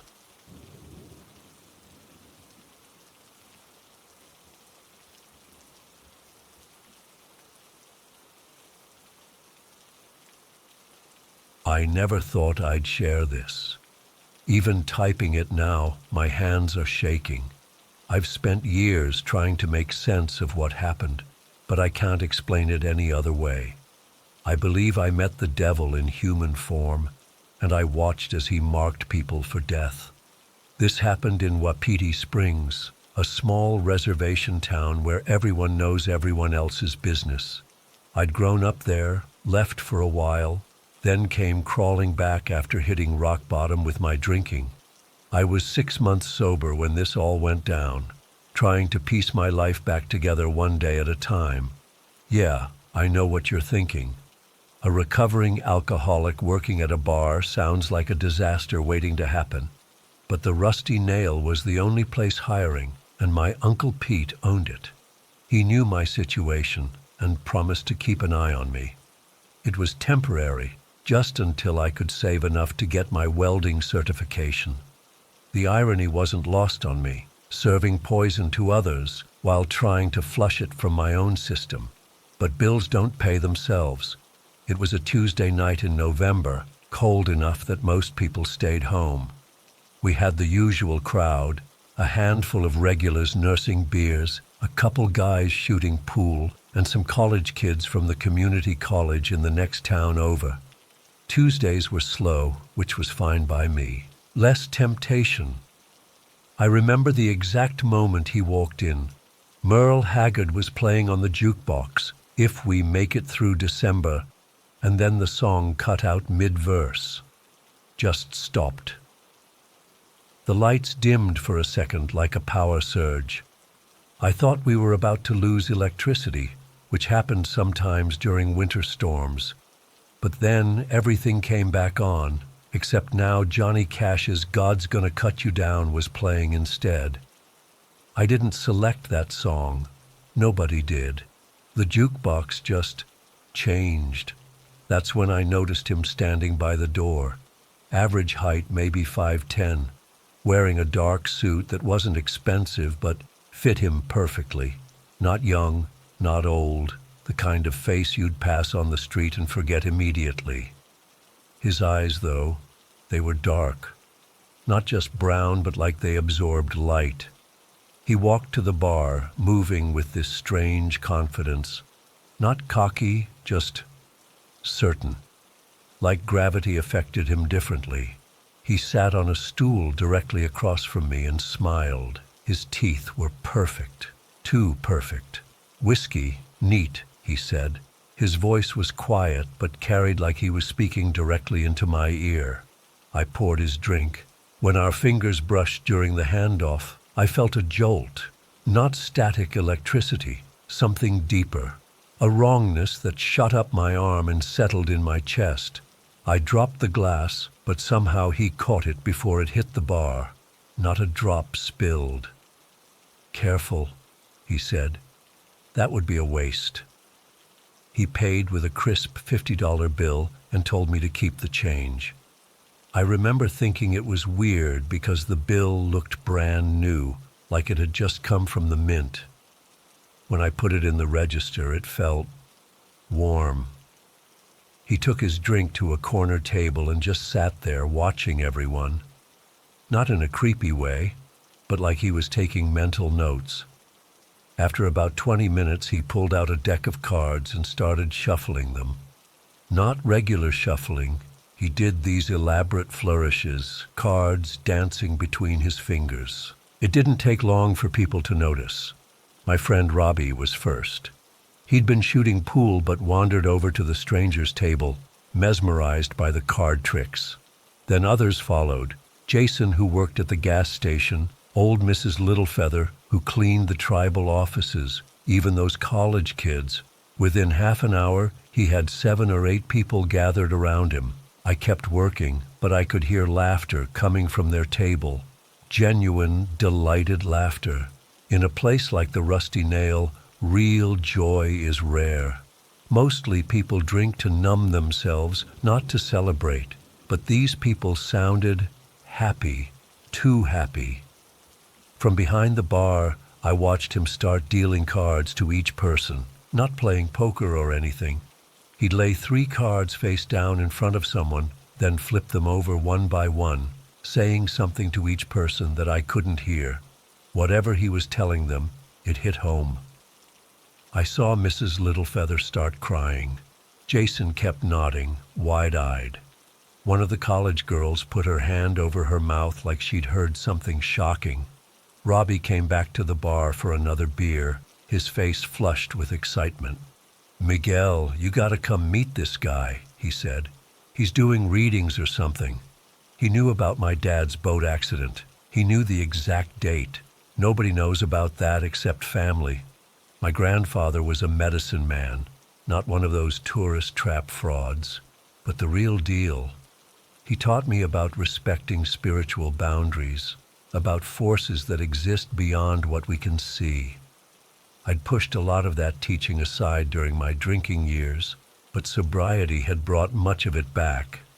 "I'm working, Rob," I said, wiping down the bar. "He asked about you specifically," Robbie continued. "Said he could tell you've been through a transformation. Said he has a message for you." The hairs on my neck stood up. How could he know anything about me? "Tell him thanks, but I'm good," I said. Robbie leaned in closer. "Don't be stupid, man. He's nailing everything. Told Jason about that money he's got coming from his aunt's estate before Jason even knew she died. Got a call confirming it right there at the table. Rob, my grandfather always said you shouldn't let strangers read your future, especially ones that know things they shouldn't." Robbie rolled his eyes. "Here we go with the superstitious bullshit. You're sober now, not a born-again medicine man." "Just listen to me," I said, keeping my voice low. "My grandfather taught me that when someone offers you something too good to be true, a blessing, good fortune, whatever, you need to ask what they want in return. Nothing comes free from strangers, especially not the truth about your life. He's not asking for anything, he's just having fun." "Then why's he doing it?" I asked. Robbie shrugged. "Maybe he's just a nice guy with a gift." "Nobody's that nice without a reason." Rob grabbed his beer and headed back to the table. "Your loss, man." For the next 2 hours, the stranger held court. People bought him drinks that he barely touched. The crowd around him grew, then thinned, as different folks took their turn for readings. Some left looking troubled, others elated, but they all had this same glazed look in their eyes afterward, like they'd seen something they couldn't quite process. At closing time, the stranger was still there. Everyone else had left except Robbie, who was waiting for his girlfriend to pick him up. The stranger gathered his cards, stood up, and walked to the bar. He placed a 20 on the counter for his tab, even though people had bought most of his drinks. "You're making a mistake," he said to me quietly. "Excuse me," I replied, not looking up as I counted the register. "Your grandfather was right about many things, but he was wrong about me." My blood went cold. I hadn't mentioned my grandfather to anyone but Robbie, and he was across the room. "I don't know what you're talking about," I said. He smiled that perfect smile again. "Yes, you do, Miguel Begay. You've changed your path. That's good, but some journeys can't be traveled alone." He knew my full name. Nobody at the bar called me Begay. I went by my mother's name, Red Horse, since moving back.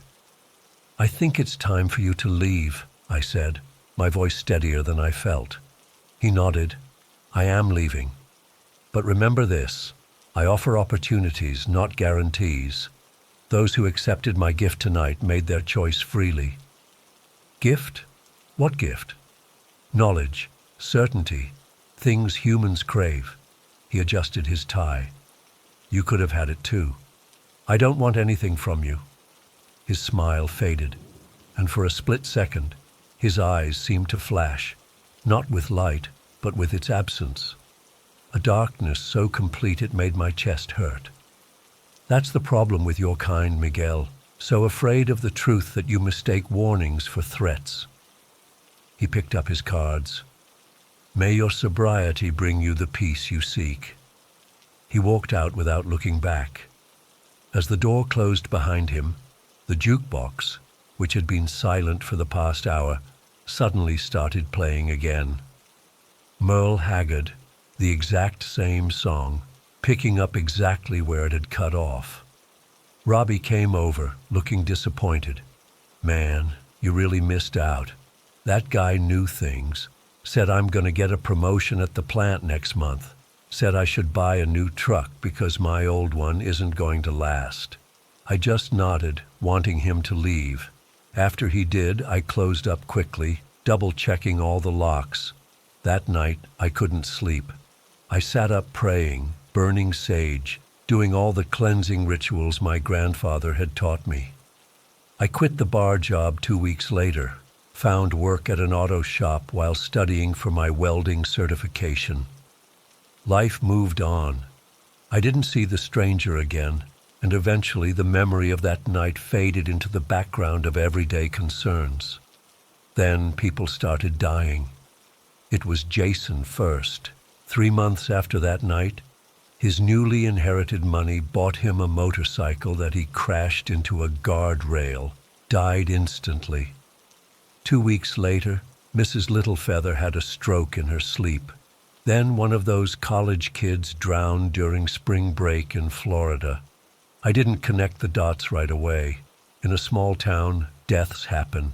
You notice them, you attend the funerals, you move on. But by the 8-month mark, when the fourth person died, Chuck Wilson, heart attack at 42, I started feeling uneasy. I ran into Robbie at Chuck's funeral. He'd gotten that promotion he mentioned, and sure enough, he was driving a new F-150. His old truck's transmission had failed completely, just like the stranger predicted. "Crazy about Chuck, huh?" I said as we stood by the coffee urn at the reception. "Yeah, man. Heart problems run in his family, though." "You remember that night at the Rusty Nail? That guy with the cards?" Robbie nodded, his face lighting up. "The fortune teller dude. Man, he was spot on about everything." "Was Chuck there that night? Did he get a reading?" Robbie thought for a moment. "Yeah, actually, he was. Remember, he was laughing about how the guy knew about his secret girlfriend in Lakeville." A cold feeling settled in my stomach. "Rob, have you noticed that everyone who sat at that table with him has had something bad happen?" He scoffed. "What are you talking about?" I counted them off on my fingers. Jason, Mrs. Littlefeather, that college kid Ryan, and now Chuck, all dead within a year, all sat at his table. "You're reaching, Miguel. Coincidence. There were 8 people at that table, Rob. 4 are dead already. So, old people die, people have accidents. Mrs. Littlefeather was only 63. Jason was 25. Robbie sighed and put his hand on my shoulder. "Look, I know getting sober means you're all spiritual now, but sometimes things just happen. Bad luck." "It's not about luck," I insisted. "That man wasn't normal. The way the music changed when he walked in, the jukebox in that place always glitched. Jesus, Miguel, listen to yourself." I let it drop. There was no way to explain the feeling I had, the absolute certainty that something unnatural had happened that night. By the 18-month mark, 7 of the 8 were dead. Different causes: cancer, accident, suicide, even one murder in a domestic dispute. No connections except they'd all sat at that table. Robbie was the only one left. I tried calling him, but his new job had him traveling a lot. We'd drifted apart anyway. My sobriety journey took me away from the bar scene, and he was still a party guy. His girlfriend, Melissa, told me he laughed off my concerns when she mentioned them. "Classic Miguel," she quoted him saying, "always looking for the mystical explanation instead of accepting reality." 2 years to the day after that night at the Rusty Nail, I got the call about Robbie. Head-on collision with a semi on Route 17. He died before the ambulance arrived. I went to identify his body because his parents were too distraught. The mortician pulled back the sheet, and there was my friend, his face surprisingly peaceful despite what had happened. But what made my blood run cold was the single playing card tucked into his jacket pocket, visible where the paramedics had cut away his shirt, the ace of spades. I asked the mortician about it. He shrugged and said it must have been in Robbie's pocket already, but I knew. Somehow I knew it hadn't been there during the crash. At Robbie's funeral, I overheard people talking about the curse on our town. 8 deaths in 2 years, all people roughly the same age, all from our small community. Some blamed the uranium mine that had operated nearby in the 70s. Others pointed to the opioid crisis, though not all the deaths were drug-related. Nobody mentioned the stranger. Nobody connected the deaths to that night except me. And why would they? Most people in town hadn't been at the bar that night. Those who had been there and seen him were all dead now. All except me, the one who refused his reading. It's been 5 years since that night. I've turned my life around completely. Got married, have a steady welding job, even bought a small house. I should be happy, but I can't shake the feeling that I'm being watched, waiting for something. Sometimes I think I see him, in a crowd at the grocery store, driving past my house, standing at the edge of my property at dusk. Just glimpses, never enough to be sure, but enough to keep me on edge. I've talked to elders in the community, described what happened without mentioning specifics. Most just nod knowingly. One old man told me, some spirits feed on futures, on possibilities. They offer you certainty in exchange for options. The price is always too high. I don't know if what I met was the devil himself or something else wearing human skin. But I know this. He took 8 souls that night, collecting them over the next 2 years like debts coming due. And sometimes, in my darkest moments, I wonder if he's still out there, shuffling his cards, waiting for someone else to invite him to their table. So if you're ever in a bar and the music changes when a stranger walks in and he offers to tell you things about yourself that nobody should know, just walk away. Some knowledge isn't worth the price. Some gifts come with strings that only tighten with time. And if you see a man with 2 perfect teeth and eyes that swallow light, dealing cards in the corner of a dimly lit room, remember, my friends, remember what happened to them, and remember that I warned you.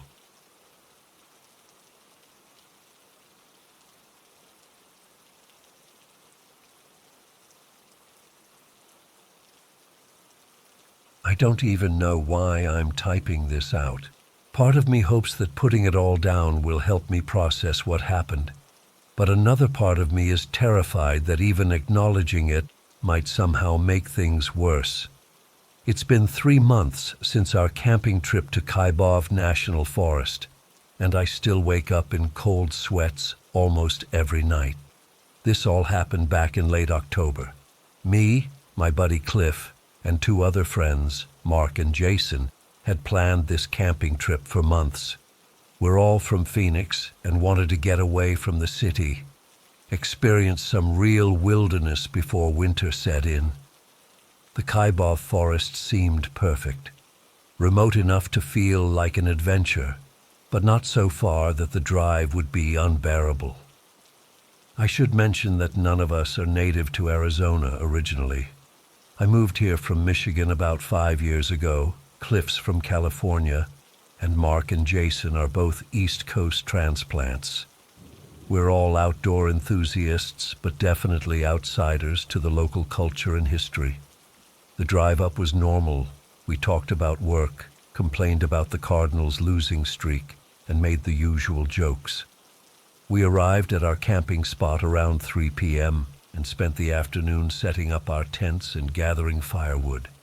The spot was perfect, a small clearing surrounded by dense ponderosa pines, about a mile from the nearest marked trail, and maybe 3 miles from where we'd parked the car. It wasn't until we were sitting around the campfire after dinner that things took a turn. Mark had brought a flask of whiskey, and as it made its rounds, our conversation drifted to local legends. Jason mentioned that we were camping pretty close to the edge of Navajo Nation territory, and asked if any of us knew about skinwalkers. I had heard the term before, but didn't know much. Mark, who's always reading weird stuff online, started filling us in. He explained they were supposedly medicine men who'd gone bad, could transform into animals, and mimicked human voices to lure people away from safety. "The thing is," Mark said, taking another swig from the flask, "Navajo people won't even talk about them. It's like super taboo. They believe that just speaking about skinwalkers can attract them." "That's convenient," Cliff laughed. "Create a monster that no one's allowed to discuss, so the legend never gets challenged." We spent the next hour or so debating why the Navajo might be so secretive about these entities. Jason thought it was just cultural protectiveness, keeping outsiders from appropriating their traditions. Mark insisted there must be some kernel of truth to make people so afraid. I mostly listened, watching the fire and feeling increasingly uncomfortable as the night got darker and the forest seemed to close in around us. It was around 11 p.m. when Cliff stood up and announced he needed to take a leak. "Don't go too far," I warned him, half joking. "Wouldn't want a skinwalker to get you." He flipped me off with a grin and headed into the trees with his small flashlight. The rest of us continued talking, but I found myself glancing at my watch after about 10 minutes had passed. Something felt off. At 15 minutes, I stood up. "Cliff's been gone a while," I said. Mark and Jason looked up at me, their faces orange in the firelight. "He probably just walked farther than he needed to," Jason suggested. "You know how he is after a few drinks." But I couldn't shake the feeling that something was wrong. "I'm going to check on him," I decided, grabbing my LED flashlight from my backpack. "Be back in 5. I headed in the direction Cliff had gone, sweeping my flashlight across the ground to follow his footprints in the pine needles and dirt. It wasn't hard tracking him at first. He'd gone pretty much straight from our campsite. I called his name a few times, not too loud, just enough that he should hear me if he was nearby. About 5 minutes into the trees, I noticed something that made my skin prickle. It was completely silent. And I don't mean quiet, I mean absolute total silence. No insects chirping, no rustling leaves, no distant owl hoots, nothing. It felt like I'd suddenly gone deaf, except I could hear my own breathing and footsteps. That's when I heard it. Cliff's voice, but slightly off somehow. "Over here," it called from deeper in the forest. I hesitated. Something about the voice didn't sound right. The inflection was wrong, like someone doing an impression of Cliff rather than Cliff himself. But then I figured he might be hurt or in trouble, so I moved toward the sound, my flashlight beam cutting through the darkness. "Cliff?" I called again. "You okay, man?" "Over here," the voice repeated, from what sounded like a clearing ahead of me. I pushed through some low branches and entered a small open area, maybe 30 feet across. My flashlight beam caught a figure standing on the other side of the clearing. It looked like Cliff. Same height, same build, same clothes. But he was just standing there, completely still, face tilted up toward the stars. "Cliff?" I said, relief washing over me. "Dude, you've been gone ages. Everything all right?" He didn't respond or look at me, just kept staring upward. I started walking across the clearing toward him, thinking maybe he was drunk and mesmerized by the night sky or something. I was about halfway there when I felt a hand grab my shoulder from behind. I nearly jumped out of my skin, spinning around with my heart hammering in my chest. Standing there, eyes wide with fear, was Cliff, the real Cliff. "Don't," he whispered, his fingers digging into my shoulder. "Don't go over there." My brain couldn't process what was happening. I looked back at the figure across the clearing, then at Cliff beside me, then back again. If Cliff was here, then who, or what, was that? Slowly, I raised my flashlight and pointed it directly at the figure. What I saw will haunt me until the day I die. It looked like Cliff, but wrong in ways that are hard to describe. Its posture was too stiff, like a mannequin. As the light hit its face, I realized its eyes were wide open, unblinking, and reflecting the light like an animal's. Two bright greenish-yellow discs staring back at us. But the worst part was its mouth. It was open too wide, impossibly wide, like its jaw had been unhinged. And it wasn't moving, not breathing, not shifting weight. Just standing there, frozen, until our light hit it. Then it moved. It was so sudden it made me gasp. Its head snapped down from looking at the stars to staring directly at us, the movement too quick and jerky to be natural. Then it took a step forward. Its gait was all wrong, like it wasn't used to walking on two legs. It stumbled, then caught itself, then took another lurching step toward us. I don't remember making a conscious decision to run. 1 second I was frozen in horror. The next, Cliff and I were crashing through the underbrush, branches whipping our faces as we sprinted blindly back toward camp. I could hear something moving through the forest behind us, not running exactly, but moving fast, breaking branches and rustling leaves in a way that didn't sound like any animal I've ever heard. We burst into the campsite, gasping and terrified. Mark and Jason jumped up from the fire, alarmed by our panic. "We need to leave," I managed to choke out between breaths. "Right now, we need to go." "What happened?" Jason demanded. "What's wrong?" "No time," Cliff said, already grabbing his backpack. "Just trust us. We need to get out of here." We didn't even bother taking down the tents properly. We just grabbed our essential gear, kicked dirt over the fire, and started hiking back toward the car as fast as we could in the dark. My hands were shaking so badly I could barely hold my flashlight straight. Every shadow looked like a figure waiting to lunge at us.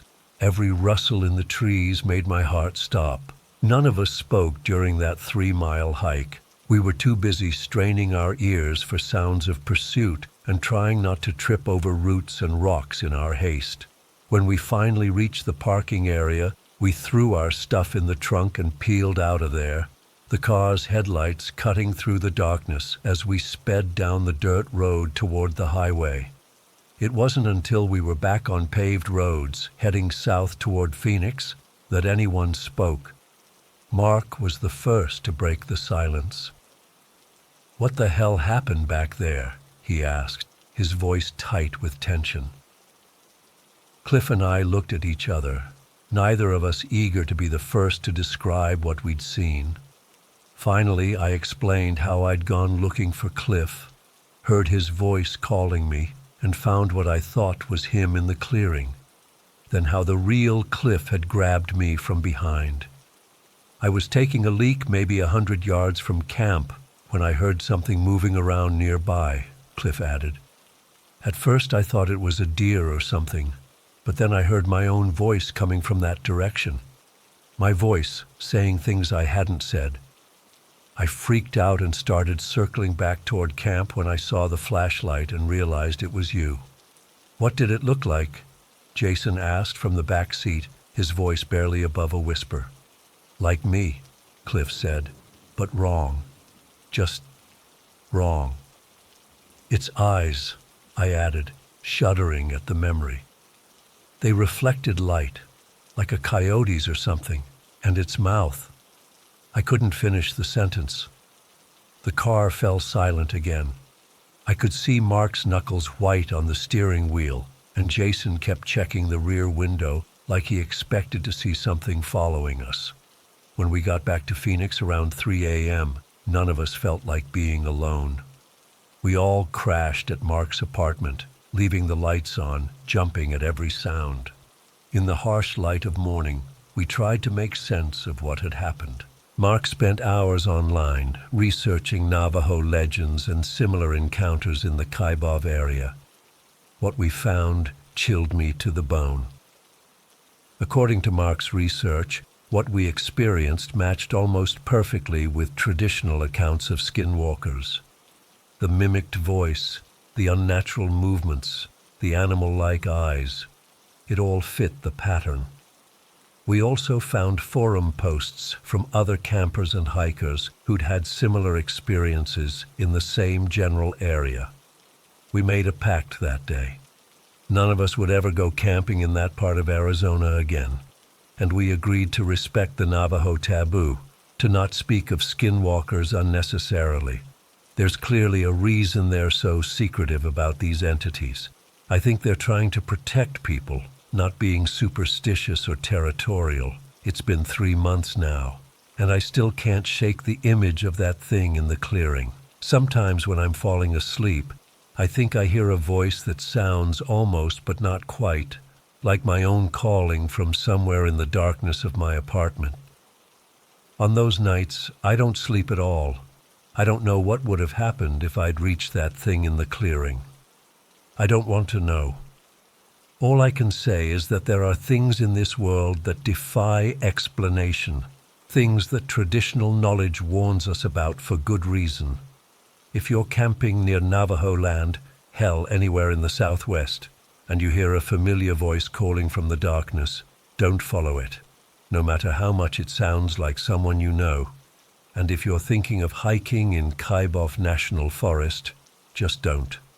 Some parts of nature aren't meant for us to explore. Some things should be left alone. This is the only time I'll ever write about this. After today, I'm never mentioning it again. Because sometimes acknowledging a thing gives it power, and whatever was in those woods that night already had more power than anything should.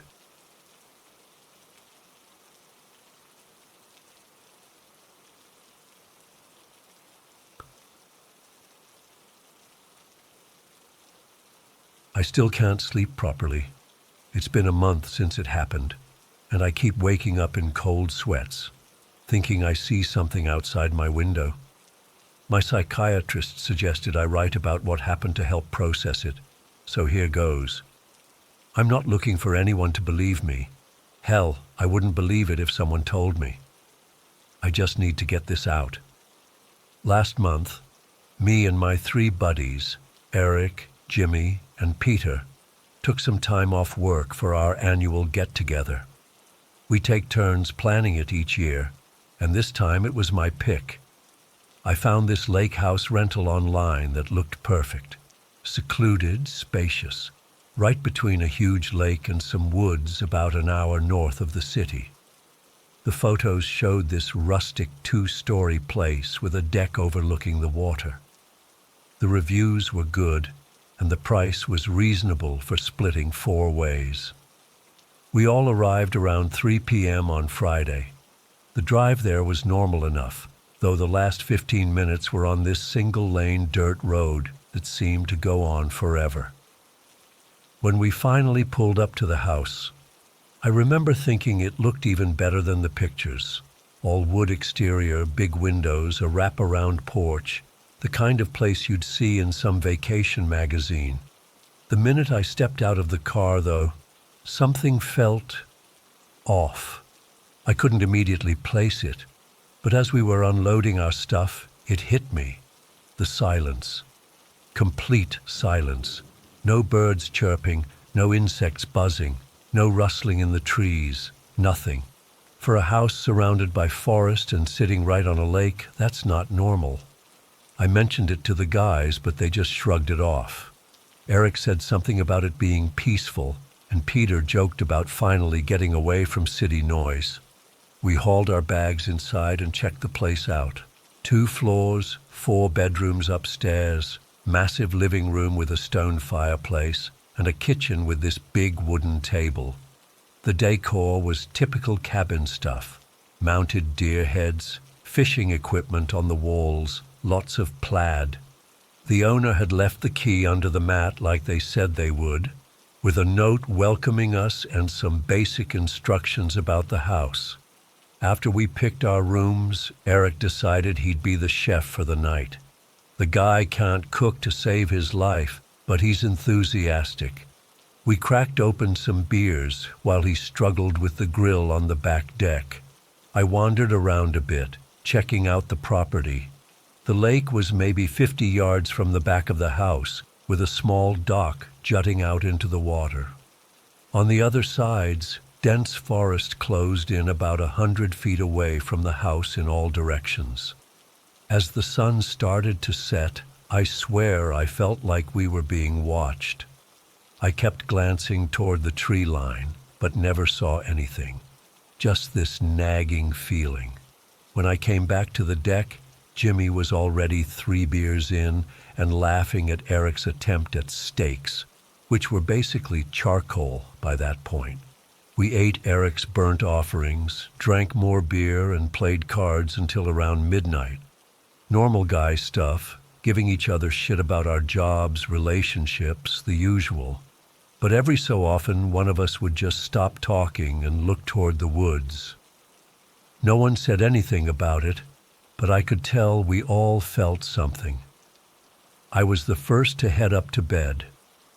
My room was at the far end of the upstairs hallway, with a window facing the forest on the side of the house. I stripped down to my boxers, turned off the light, and got into bed. That's when I thought I saw something. Just as I was drifting off, I had this feeling that made me open my eyes and look toward the window. For a split second, I could have sworn there was a figure standing outside, looking in.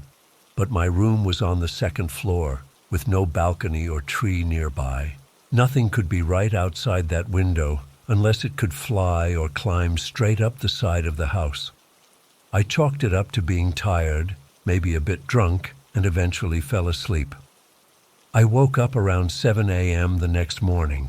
The guys were still asleep, so I made some coffee and took it out to the porch. The silence was still there, unsettling in its completeness.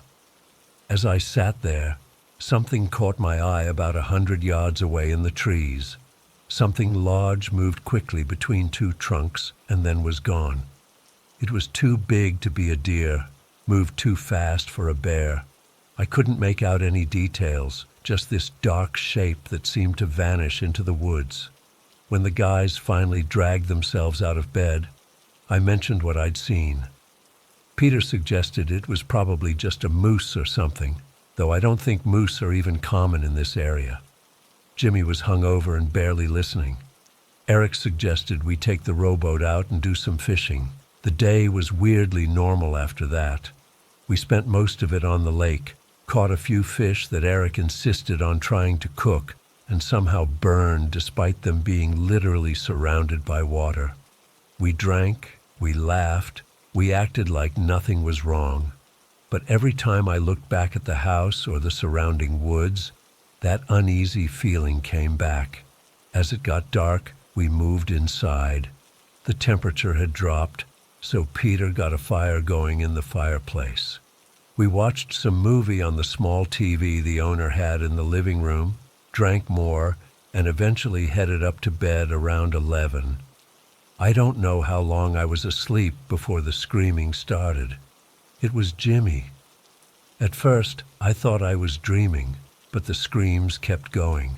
I jumped out of bed and ran to his room, which was across the hall from mine. Eric got there at the same time I did.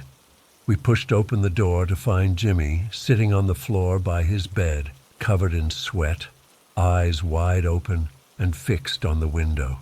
"There's something out there," he kept saying over and over. "There's something looking in at me." Eric and I exchanged glances, then slowly approached the window. Jimmy's room faced the front of the house, overlooking the porch roof. At first, I didn't see anything in the darkness. Then Eric gasped and grabbed my arm so hard it left marks. That's when I saw it too, and I'll never be able to unsee it as long as I live. There was a creature outside the window. It had a face that was sort of like a dog's, but wrong, elongated like a snout, but with features that were almost human. Its nose was long and seemed to twitch as it pressed against the glass. But the eyes, Jesus, the eyes. They were small, beady, and completely hollow. Not like empty sockets, but like there was nothing behind them. No soul, no intelligence I could recognize. Just this primal emptiness that made my stomach turn. Its body was hairless, a dark grayish color with an almost bluish tint in the moonlight. It was pressed up against the window, and I could see its breath fogging the glass. As we stood there, frozen in terror, it tilted its head slightly, like it was studying us. Then Peter came in, asking what the hell was going on, and the thing outside reacted to his voice. It pulled back from the window slightly, and that's when I saw how it was positioned. It wasn't standing on the porch roof. It was clinging to the side of the house, its limbs splayed out like a spider's. As we watched, it began to move, crawling down the wall with unnatural speed. Its front appendages weren't paws or hands exactly, but something in between. Fingers too long and jointed in the wrong places, but definitely hand-like. Its back legs were more animal-like, but bent at angles that made no anatomical sense. It reached the ground and turned its head back up toward us. For just a moment, it seemed to stare directly at me, and I felt something cold wash over me, like it had marked me somehow. Then it dropped to all fours and scuttled off into the woods, moving with this jerky, uneven gait that was somehow more terrifying than anything else about it. None of us slept after that. We all piled into Peter's room, which had the least windows, and turned on every light in the house. We talked about leaving right then, but no one wanted to go outside in the dark, not knowing where that thing was. So we waited, jumping at every creak of the house settling, every whisper of wind outside. When the first light of dawn finally came, we were already packing. No one talked much. What was there to say? We'd all seen it, but none of us could explain it. It wasn't a bear, wasn't a wolf, wasn't anything I've ever seen in a nature documentary or zoo. As I was loading my bag into my car, I noticed something in the dirt around the house. Footprints, not animal tracks, not human footprints, but something in between. They led off in various directions into the forest, some fresh, some older, and partially weathered. Like whatever had visited us had been watching the house for days, circling, waiting. We left the key where we found it and got the hell out of there. The drive back was silent. What do you say after something like that? We've barely talked since, just a few texts checking in, making sure we're all okay. None of us has mentioned what we saw. I think we're all afraid that talking about it makes it more real. I looked up the lake house rental online when I got home, thinking maybe there'd be some local legend or reports of strange creatures in the area. The listing was gone, completely scrubbed. I tried contacting the rental company, but they had no record of the property or our reservation, despite the fact that I had a receipt for my payment. I don't know what we saw that night. I don't know if it was some undiscovered species, some escaped experiment, or something else. What I do know is that I'll never rent another cabin in the woods. I'll never go anywhere that isolated again. And I still check my windows every night before I go to bed, terrified that I'll see that face pressed against the glass, those empty eyes staring in at me. Sometimes I wake up at night thinking I hear something scratching at my window. My apartment is on the 5th floor.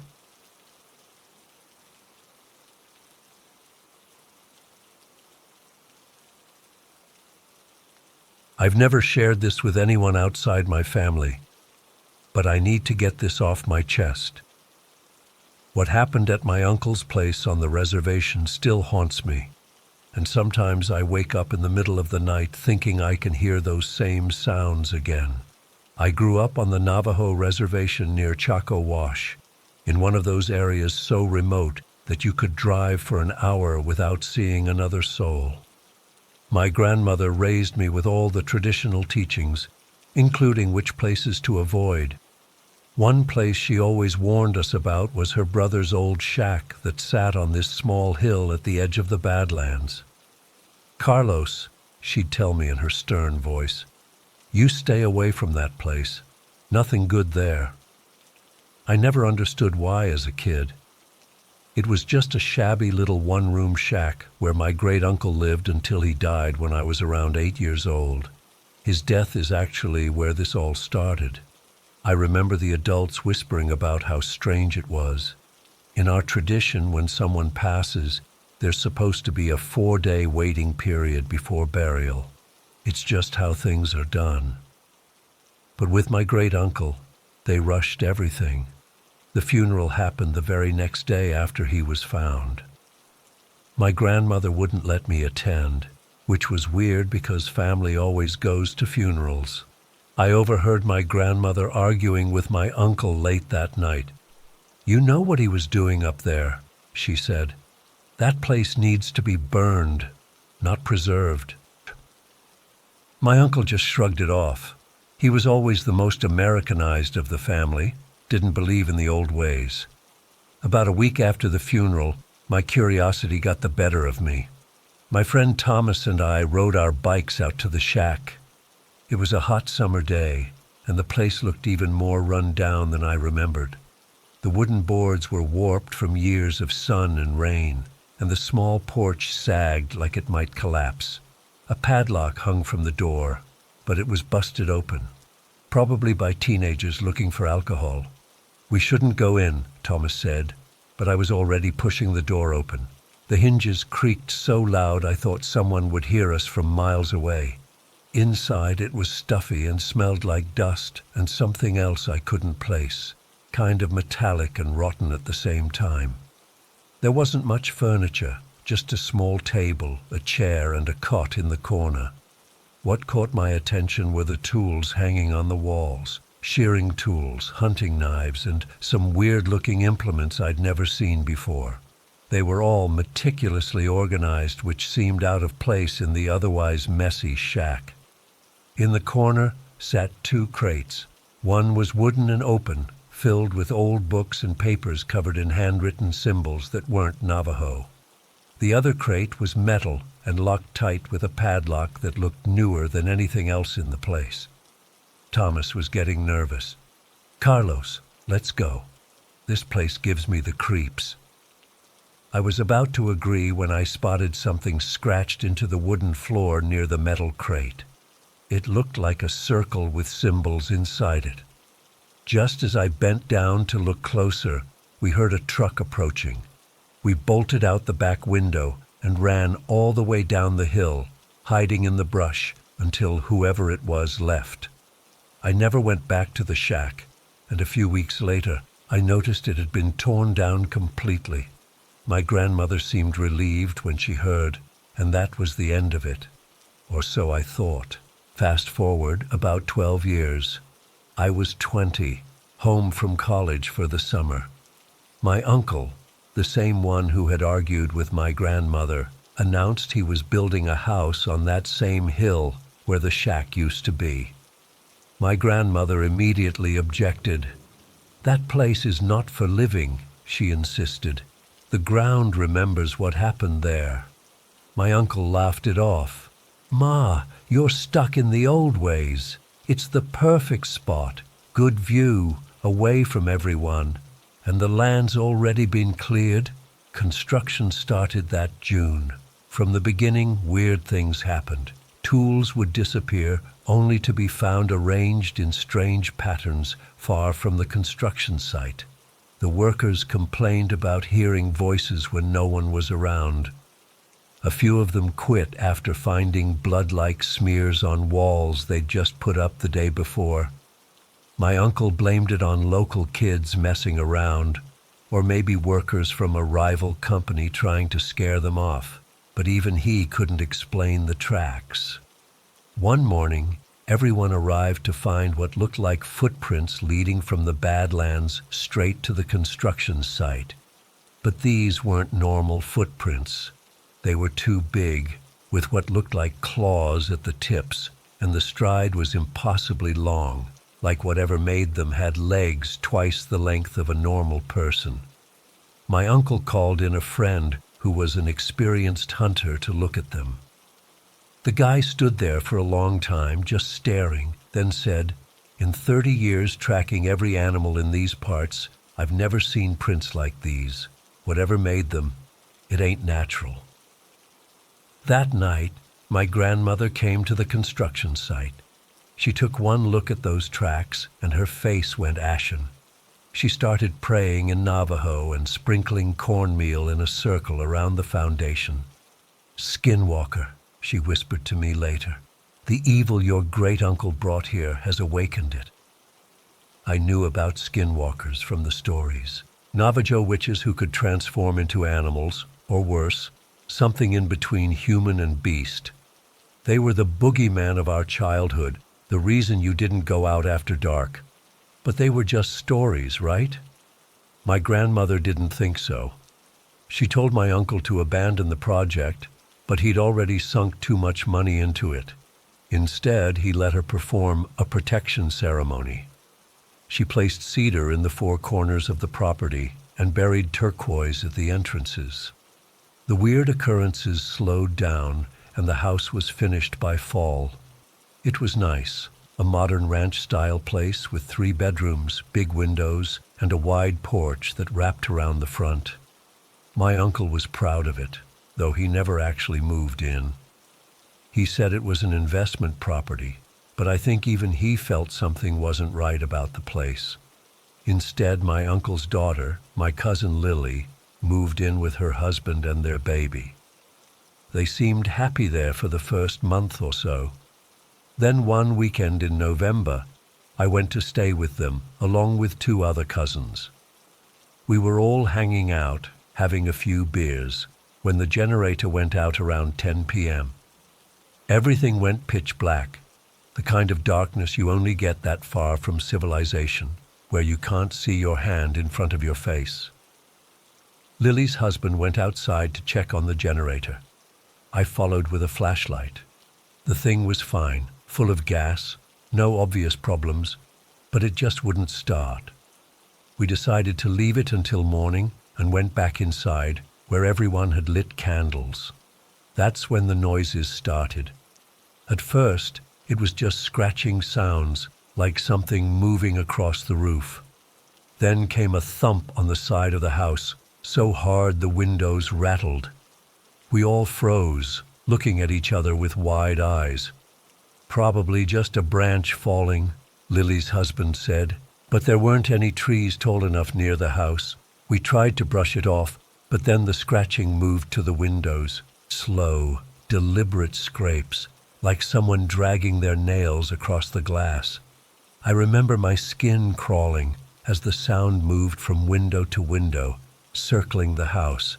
My youngest cousin, Amber, who was only 16, suddenly pointed at the living room window. "There's someone out there," she whispered. I couldn't see anything but darkness, but she insisted. "He's just standing there, staring in. He's so pale." Nobody else could see this figure, but Amber started shaking uncontrollably. "His eyes, they're not right. They're just empty." We closed all the curtains and huddled in the living room for the rest of the night, nobody daring to sleep. The scratching continued intermittently until dawn, when it suddenly stopped. The generator mysteriously started working again as soon as the sun came up. Lily and her family moved out 2 weeks later. She wouldn't tell me exactly what happened, but I pieced it together from what my grandmother said. Something had crawled into bed with them one night, something that felt human but wasn't. When Lily's husband tried to grab it, it scratched him so badly he needed stitches. The doctors couldn't explain why the wounds wouldn't stop bleeding for 3 days. The house sat empty for months after that. My uncle still wouldn't sell it, insisting it was just superstition making everyone jumpy. Then one night in February, he went there with his friend Mike to prove there was nothing supernatural going on. They arrived around sunset, bringing sleeping bags and planning to spend the night. My uncle later told me what happened, his voice shaking in a way I'd never heard before. They were sitting in the living room drinking whiskey when Mike suddenly asked, "Who's that little girl?" My uncle looked where Mike was pointing and saw nothing. "What girl? There's nobody here."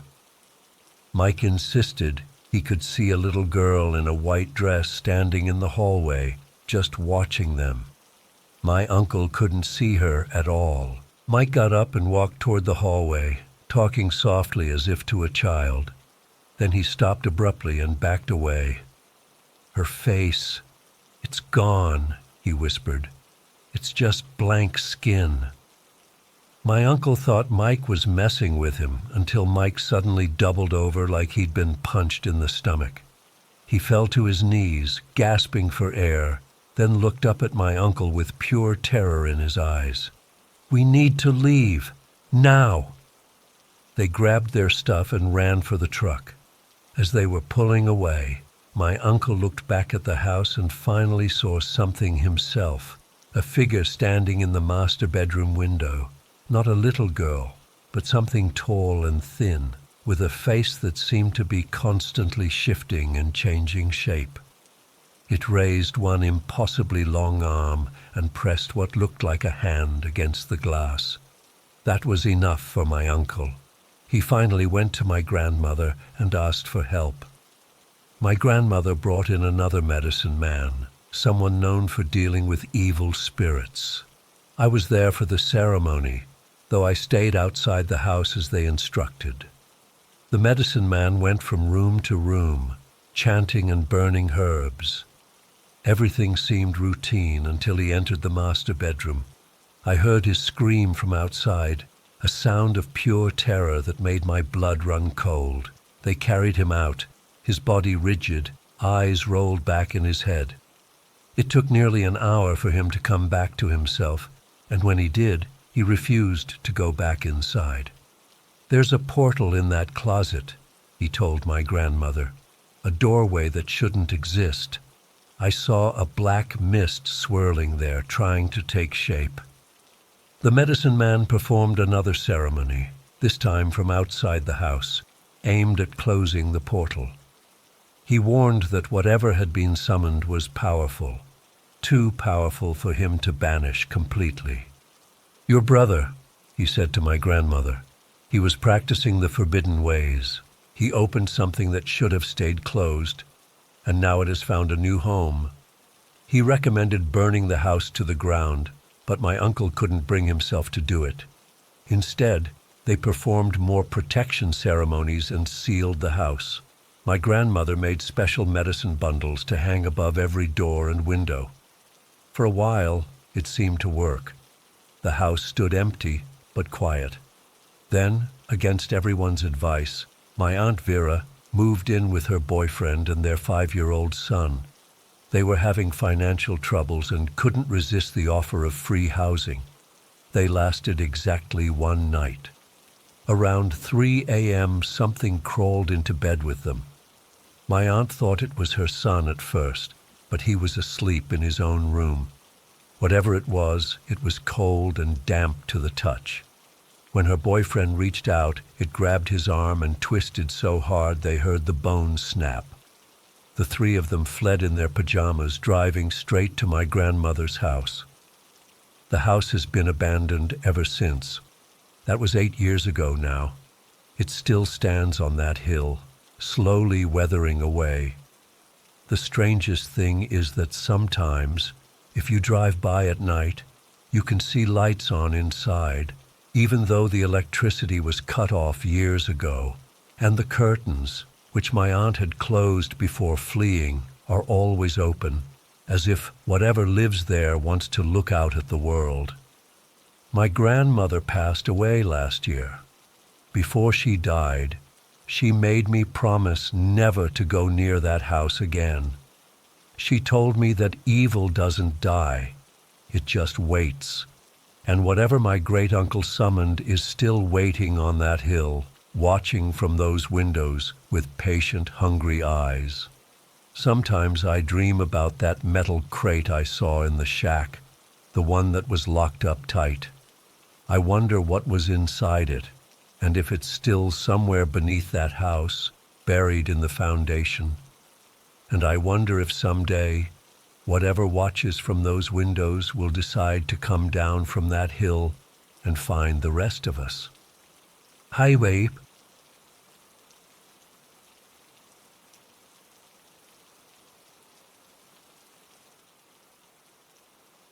I still get goosebumps thinking about what happened that night in Tuba City, even though it was almost 3 years ago now. I've never really told anyone the full story because, honestly, I didn't understand what had actually happened until much later. And once I did understand, well, I was too scared to talk about it. I was 19 at the time, just finished my first year of college and eager to get away for a bit. My sister-in-law, Mary, invited me to join her on a trip to visit her mother on the Navajo reservation in Tuba City, Arizona. Mary's mom was a school teacher who lived in one of those small government houses provided for reservation staff. My niece Amy, who was 9, and nephew Mike, 10, were coming along too, so I figured it would be a fun little family trip. We arrived late afternoon after a long drive through some of the most beautiful yet eerily empty landscape I've ever seen. Miles of red rock formations, desert, and vast open sky that made me feel incredibly small. The reservation itself was more spread out than I expected. Houses separated by large distances, connected by dirt roads that seemed to stretch endlessly into nothing. Mary's mom, everyone called her Ms. Helen, welcomed us with a big meal. The house was modest but cozy, 3 small bedrooms, a kitchen that opened to a living area, and windows in every room that looked out onto the barren landscape. As it got dark, I was struck by how incredibly quiet it was out there. No traffic noise, no neighbors, just complete stillness broken occasionally by a gust of wind. After dinner, the kids were playing some board games with Ms. Helen, and Mary turned to me with this glint in her eye. "Want to go for a drive? I can show you around some parts of the reservation." I was immediately up for it. I'd been sitting in the car all day, but hadn't really seen anything up close. We told Ms. Helen we wouldn't be long, and she just nodded, telling us not to go too far since the roads can be confusing at night. The kids barely looked up from their game as we grabbed the car keys and headed out. The night was crystal clear, with so many stars visible that it didn't even seem real. Mary drove us down various dirt roads, pointing out landmarks that all honestly looked the same to me in the dark. A certain rock formation, a cluster of trees, an abandoned trading post. We didn't see another car the entire time. Not one. It felt like we were the only people for miles. At one point, Mary stopped the car in this wide open area and cut the engine. "Listen," she said. The silence was so complete, it felt physical, pressing against my ears. Then we heard coyotes howling in the distance, and I got this weird chill down my spine. Mary must have noticed because she started the car again, saying we should probably head back. We drove for about an hour and a half total, just exploring random dirt roads with the headlights cutting through the darkness. I remember Mary had to turn around a few times when the road became too rough or just ended. The whole time I had this growing unease that I couldn't explain, like we were being watched from the darkness beyond our headlights. When we finally got back to the house, everyone was getting ready for bed. The sleeping arrangements were tight. Mary and Amy took one room, Ms. Helen had her bedroom, and Mike and I were given the small back bedroom. It had a single bed pushed against the wall and a window right next to it. Mike set up his sleeping bag on the floor, and we both settled in for the night. I remember having trouble falling asleep. The unfamiliar bed, the complete darkness outside, and that lingering unease from our drive kept my mind racing. Eventually, I drifted off, but I don't think I was fully asleep when it started. The scratching woke me up. At first it was so faint I thought I might be dreaming it, but then it became more distinct. Long, slow scraping sounds against the window, right by my head, like fingernails dragging across glass. 3 slow scratches, then a pause, then 3 more. My whole body went rigid with fear. The window was covered with a thin curtain, but in the darkness, I couldn't see if there was a shadow or shape behind it. The scratching continued, methodical, deliberate. It wasn't random like a branch would make. This had purpose behind it. "Mike," I whispered, trying to wake him up. "Mike, do you hear that?" He stirred in his sleeping bag, but just mumbled something incoherent. I tried again, a bit louder, but he only rolled over and fell back into deep sleep. Kids can sleep through anything, I guess. The scratching continued, and now I could hear what sounded like breathing. These slow, raspy exhales that didn't sound quite human. I was completely paralyzed with fear. My instinct was to look out the window, to see what was making the noise, but something deep inside me screamed not to. "Don't look. Don't make eye contact." I didn't understand why I felt that way, but the feeling was overwhelming. I pulled the blanket up to my chin, my heart pounding so hard I was sure whatever was outside could hear it.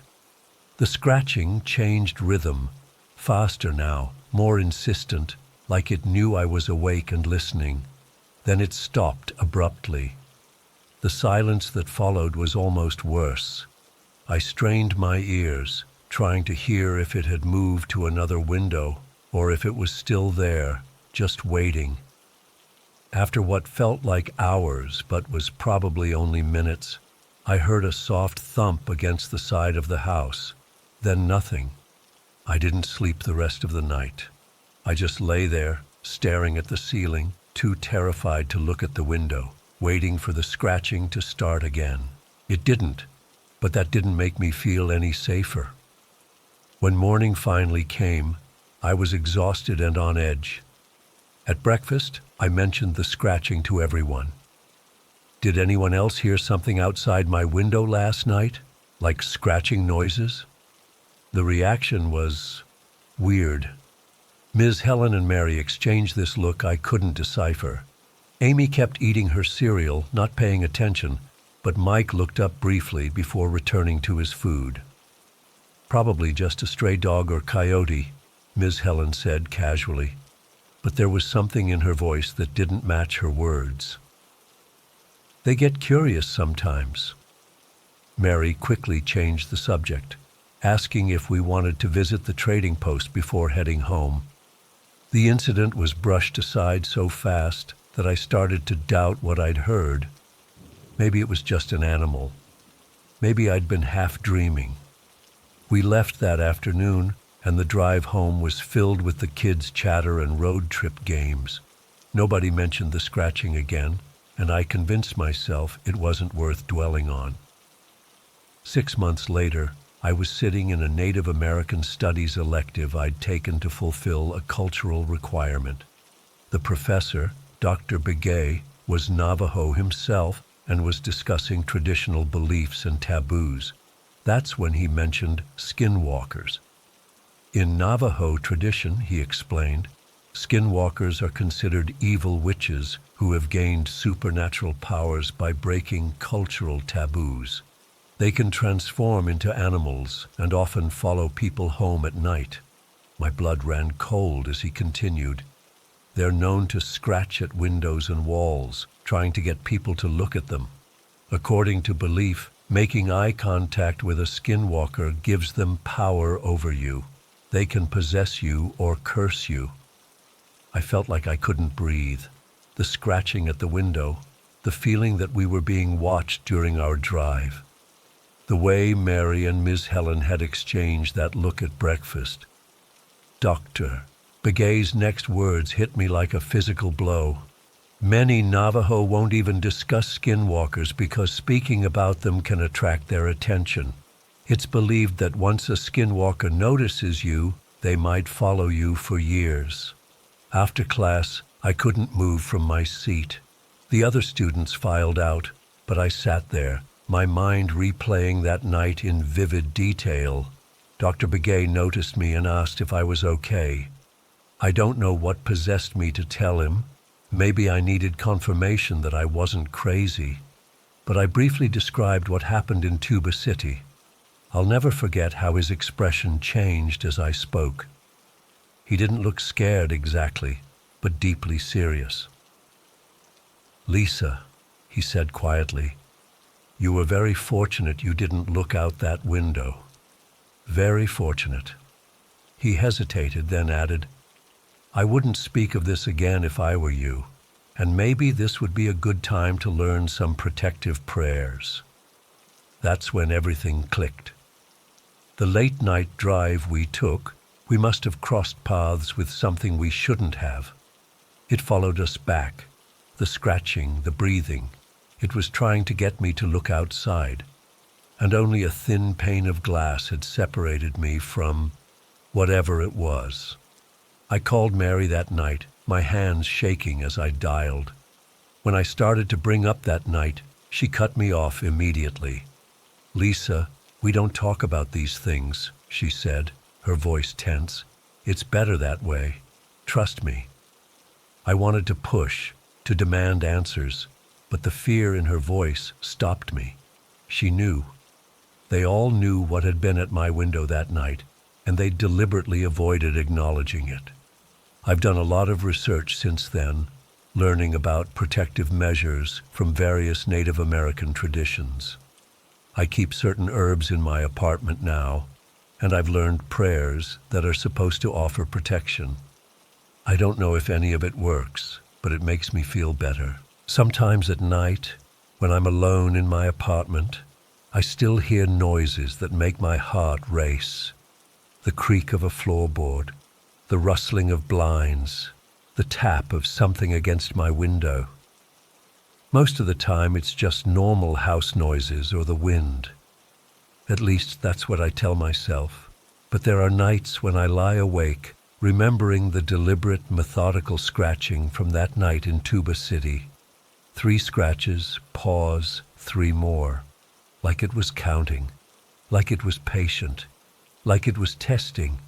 And on those nights, I keep my curtains tightly closed and never, ever look outside, no matter how curious I get. Because the most terrifying thing I learned isn't just that these entities might exist. It's that once they notice you, they don't forget. They might follow you for years, waiting for that one moment of weakness when you finally look outside to see what's making that sound. I don't know if what visited my window that night in Tuba City is still out there, still interested in me. But I'm not taking any chances. Some things once seen can never be unseen, and some eyes, once met, never stop watching you.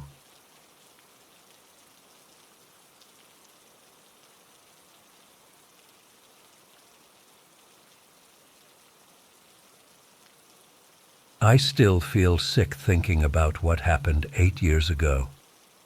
I've tried posting about it before, but I always delete it because I know how crazy it sounds.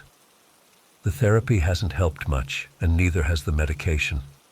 The nightmares are still there, but I need to tell someone, even if nobody believes me. I was 17 when it happened. Drew and I had been best friends since elementary school, and we both got into hunting when we were around 14. Our families had always hunted, so it wasn't anything unusual for us. We'd been on plenty of hunting trips together, usually with our dads, but this was one of our first trips alone. We were seniors in high school, felt like adults already, and had convinced our parents we could handle a weekend hunting trip by ourselves in the Ozark National Forest. It was January, still deer season. The weather was cold, but not unbearable, maybe high 30s during the day, dropping to the 20s at night. We had packed all the right gear, warm clothes, sleeping bags rated for cold weather, a decent tent, plenty of food, and our rifles. I had a Remington 308, and Drew had his dad's old Marlin 30-30. We were prepared, or at least we thought we were. We drove out early Friday morning in my old pickup truck. It took about 2 hours to reach the spot we'd picked out, a secluded area off an unmarked Forest Service road that my uncle had told me about. Said it was a good spot where not many people went. The road was rough, more like a trail, really, and I was glad I had decent tires on the truck. We finally parked in a small clearing that served as a makeshift parking area. There were no other vehicles around, which was a good sign for hunting, but in hindsight, maybe should have been a warning. We hiked about a mile in, carrying our gear, until we found a good spot to set up camp near a small stream. The area was beautiful, typical Ozark forest with mostly oak and hickory trees, rocky outcroppings, and a few small clearings. We set up our tent, organized our gear, and then headed out to hunt for a few hours before sunset. That first day was perfect. We both got a deer. Drew got a small buck in the morning, and I shot a decent doe in the afternoon. We field dressed them and hung them from a tree near our camp. The plan was to quarter them the next day and pack the meat out. We were in high spirits that night, cooking some steaks on the small portable grill we'd brought, drinking a few beers we'd sneaked from Drew's dad's fridge. We talked about college plans, girls, the usual stuff. Everything was normal. We decided to stay another night since we'd been so successful and were having a good time. In hindsight, that was the worst decision of my life. The second day was uneventful. We hiked, explored the area a bit, and worked on processing the deer. As it got dark, we built up the fire and sat around it, talking and eating. That's when things started to feel off. It began with the silence. If you've spent time in the woods, you know they're never truly silent. There's always something. Insects, frogs, the rustle of small animals, distant owls. But suddenly, everything just stopped. No crickets, no nothing. The silence was so complete it felt like pressure on my ears. "You hear that?" Drew asked, sitting up straighter. "I don't hear anything," I said. "That's the problem." We both instinctively reached for our rifles, which were propped against a nearby log. Years of hunting had taught us that sudden silence usually means something large is moving nearby, typically a deer, bear, or maybe a mountain lion. But this felt different. Then we heard it, a sound that still haunts my dreams. It was like a cross between a moan and a whistle, but somehow wrong, like it was being pushed through the wrong kind of throat. It came from somewhere in the dark woods beyond our firelight. "What the hell was that?" I whispered. "Coyote?" Drew shook his head. "I've never heard a coyote make a sound like that." The sound came again, closer this time. It was followed by what I can only describe as heavy footsteps. Not the delicate steps of a deer or even the plodding of a bear. These were deliberate, heavy steps that seemed to be circling around our camp, just beyond where we could see. "Could be other hunters trying to mess with us," Drew suggested, but he didn't sound convinced. We both knew hunters wouldn't be wandering around in the dark. The steps and strange sounds continued for maybe 5 minutes, then stopped. We sat tense, listening, but there was nothing. Slowly the normal forest sounds resumed, a few crickets, the distant hoot of an owl. "I'm going to check it out," Drew said suddenly, standing up. "Are you crazy?" I hissed. "It's pitch black out there." "Relax, I've got my headlamp." He clicked on the LED headlamp he'd been wearing around his neck. "Probably just a bear looking at our deer. I'll make some noise and scare it off." "At least take your rifle," I said, but he just grabbed his large hunting knife. "Don't need it. I'm just going to look around the perimeter. Be right back." I should have stopped him. I should have insisted we both go, or that he take his gun, or that we just ignore it and stay by the fire. But I didn't. I just watched him walk into the darkness, the beam of his headlamp bobbing as he moved between the trees. I sat by the fire, tense, listening. At first I could hear him moving around, occasionally calling back that he didn't see anything. Then his voice grew more distant as he apparently decided to check farther out.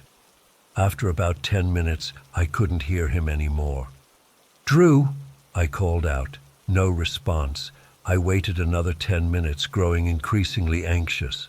The woods were quiet again. Not the unnatural silence from before, but still unusually quiet. "Drew!" I shouted. Nothing. That's when I knew something was wrong. Drew wouldn't wander that far, and he definitely wouldn't ignore me calling for him. I grabbed my rifle, checked that it was loaded, and strapped on my own headlamp. I also stuffed a flashlight in my pocket as backup. My heart was pounding as I stepped beyond the firelight into the darkness. "Drew, where are you, man?" I called, sweeping my light between the trees. I followed the direction I'd seen him go, looking for any sign of his passage. The forest floor was covered with dry leaves and twigs, which made tracking difficult. But I eventually found what looked like footprints leading down toward the stream. As I moved deeper into the woods, the temperature seemed to drop. My breath came out in visible puffs, and a sense of dread began to build in my chest. Something felt deeply, fundamentally wrong. Every instinct was screaming at me to run back to camp, to the truck, to get the hell out of there. But I couldn't leave Drew. I kept going, calling his name periodically, sweeping my light back and forth. After about 15 minutes of searching, I heard something. A cracking sound, like a branch breaking underfoot. I swung my light toward it, but saw nothing.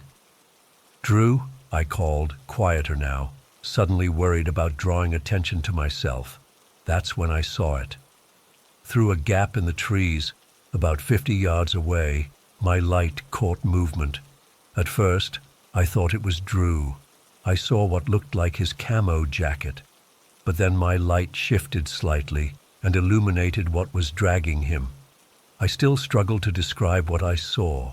It stood upright, but it wasn't human.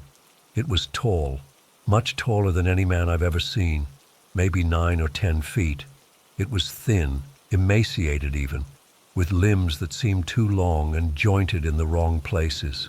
Its skin was a sickly grayish white that seemed to absorb my light rather than reflect it. But its face, God, its face. It had a grotesquely elongated chin that hung down almost to its chest. Its eyes were small and deeply set beneath bony ridges, surrounded by dark folds of skin. But its mouth, that impossible mouth, was huge, stretching across most of its face, filled with jagged, broken-looking teeth. And those teeth were covered in what could only be blood and meat. It was dragging Drew by his ankle. Drew wasn't moving. I stood frozen, unable to process what I was seeing. My brain kept trying to make it into something familiar, a bear standing on hind legs, another hunter in strange clothes. But it wouldn't fit. This was something else entirely. Then it paused and seemed to sniff the air. I dropped to the ground instantly, switching off my light. My heart was hammering so hard I was sure it would hear it. I couldn't breathe, couldn't think. Every cell in my body was screaming in primal terror. After what felt like an eternity, I heard it start moving again, dragging Drew deeper into the forest. I knew I should do something, shoot it, yell, anything to save my friend. But I was paralyzed with fear. Eventually, some survival instinct kicked in, and I began to follow at a distance, staying low, moving as quietly as I could. I tracked them for maybe 10 minutes, though it felt like hours. Eventually, I saw light ahead. Not electric light, but the faint glow of what looked like a small clearing illuminated by moonlight. I crept closer, staying hidden behind trees. That's when I tripped on a root and fell hard. My rifle slipped from my hands and clattered against a rock. The sound seemed deafening in the quiet forest. Everything went silent. Even the ambient forest sounds stopped. I scrambled behind a large tree, pressing my back against it, trying not to vomit from fear. I didn't dare look for my rifle. I just waited, listening desperately. Then I heard Drew. He was alive. I could hear him sobbing, pleading. Please, please don't. Oh God, please. His voice was weak, filled with pain and terror. I should have helped him. I should have found my rifle and shot that thing. I should have done something, but I didn't. I just sat there, frozen in fear, listening to my best friend beg for his life. Then came the worst part. The thing spoke. "James," it said, in a voice that still haunted me, deep and wet and wrong, like someone talking through a mouthful of mud. But layered on top of that horrible voice was a perfect imitation of Drew's voice. "James, help me, James, please." It knew my name. It was using Drew's voice to call me. I pressed my hands over my mouth to keep from screaming. How did it know my name? Had Drew told it? Was it reading his mind somehow? Or had it been watching us, listening to us at camp? "I know you're there, James," it continued, that dual-layered voice sending shivers down my spine. "Come out. Your friend needs you, James." I heard movement, the sound of something heavy being dragged, branches snapping. Then Drew screamed, a sound of pure agony that cut off abruptly. After that, silence, complete, absolute silence. I sat there for what must have been hours, too terrified to move. Eventually, I noticed a faint light. Drew's lighter, which must have fallen from his pocket, was laying on the ground about 10 feet away, still lit. Moving more cautiously than I ever had in my life, I crept to the lighter and picked it up. Using its faint glow for navigation, I began making my way back toward our camp. I didn't call out, didn't use my headlamp, just followed my own tracks back as best I could. When I finally reached camp, I didn't stop. I grabbed just my keys and wallet from the tent and ran. I ran like I've never run before, crashing through underbrush, stumbling over rocks, not caring about the noise I was making, just desperate to reach my truck. As I broke from the tree line into the small parking area, I heard it again, that moan whistle sound, closer than ever. I looked back, and there it was, emerging from the trees. In the faint light from the parking area's single lamp, I could see it clearly now. It was exactly as horrifying as I'd first thought, impossibly tall, with that stretched, inhuman face. Its eyes locked with mine, and the hatred and hunger I saw there nearly stopped my heart. I fumbled with my keys, dropped them, grabbed them again, and finally got the truck door open. I threw myself inside, locked the doors, and started the engine. As I pulled away, tires spinning in the gravel, I looked in my rearview mirror. The thing was standing in the middle of the parking area, watching me go. It raised one grotesquely long arm, almost like it was waving goodbye. I drove straight to the county sheriff's office. I was hysterical, barely coherent. I told them my friend was attacked in the woods, but I couldn't bring myself to describe what I'd seen. I just said we got separated. I heard screams, and I ran. They probably thought it was a bear attack. They organized a search party at first light. I led them back to our campsite, though I nearly threw up from fear as we approached the woods. They found Drew's body around noon, about a quarter-mile from our camp. He was under a fallen log, partially eaten. His eyes had been ripped out, his tongue pulled through a gash in his throat. His limbs were mauled, his body gutted. His face was mostly gone, chewed down to the bone in places. The official report said bear attack. The Forest Service issued warnings about aggressive bears in the area. No one believed me when I tried to explain it wasn't a bear. They chalked it up to trauma and shock. Eventually, I stopped trying to tell them. A week after the funeral, my grandfather took me aside. He grew up in that area, hunted those woods his whole life. He told me that locals have known about something in those woods for generations. Said several hunters had encountered it over the years. Most didn't survive to tell about it. Those who did were never the same afterward. It hungers in the winter months, he told me. Smart enough to mimic, to lure. Best forgotten about, son. Nothing to be done. I'm 25 now. I still hunt, but never alone and never in Arkansas. I've tried to move on with my life. Sometimes I can go weeks without thinking about it. But the guilt never leaves.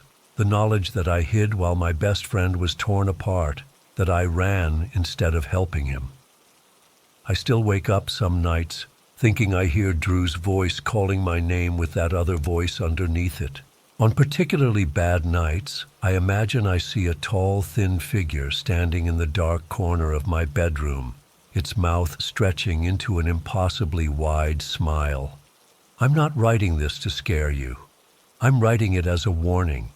If you hunt or camp, especially in the Arkansas woods during winter, be careful, stay alert, stay armed, and if everything suddenly goes quiet, if you hear something that sounds almost human but not quite, get out. Get in your car and drive, and don't look back. Because sometimes I wonder if it's still out there, learning, watching, and I wonder if it remembers my name.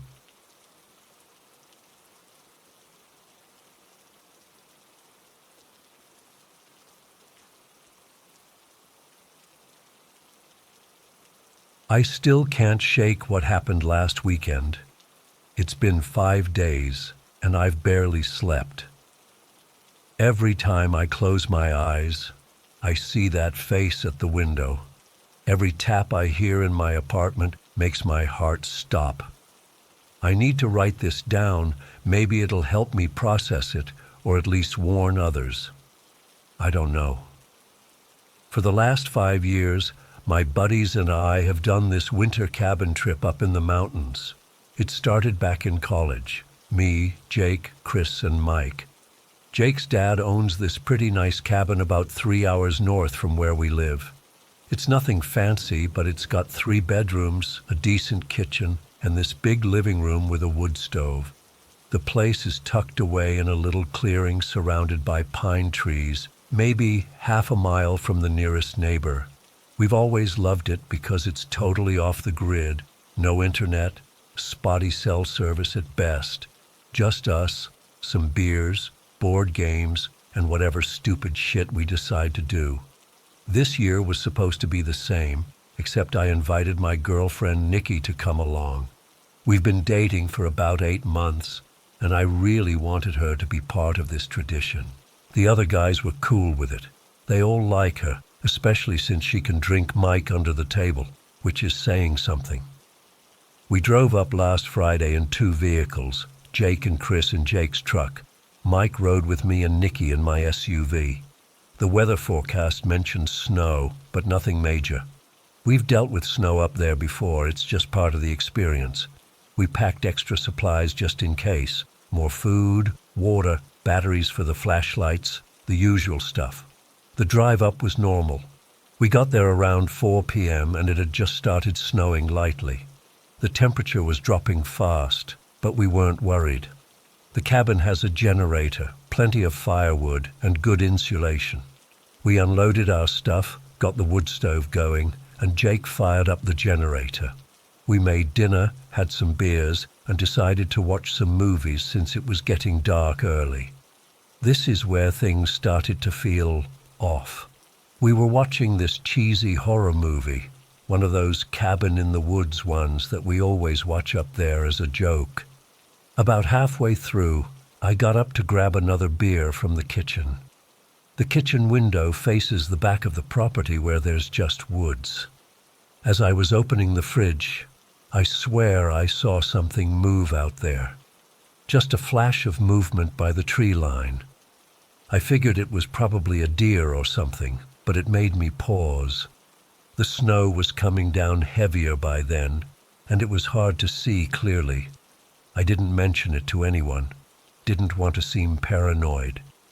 But about 20 minutes later, Nikki got up to use the bathroom, and when she came back, she looked uneasy. She sat really close to me, and when I asked what was wrong, she whispered, "I think I saw someone outside the bathroom window." The bathroom is on the side of the cabin, and its window is small and frosted. You can't really see in or out of it clearly. I told her it was probably nothing, maybe a branch moving in the wind, and she seemed to accept that. But I could tell she was still on edge. By midnight, the snow was really coming down. The wind had picked up too, howling around the cabin and making the windows rattle. We decided to call it a night. Jake and Chris took the room downstairs. Mike got the small room upstairs. And Nikki and I took the master bedroom upstairs. I fell asleep pretty quickly. We'd been drinking, and I was tired from the drive. I'm not sure how long I was out before I woke up suddenly. The room was freezing cold. I checked the time, 3:17 a.m. Nikki was sound asleep next to me, buried under the blankets. I was about to get up to check the wood stove when I heard it. Tap, tap, tap. 3 soft taps on the bedroom window. Our room was on the second floor, about 15 feet up from the ground. There's no porch or anything that would allow someone to reach that window easily.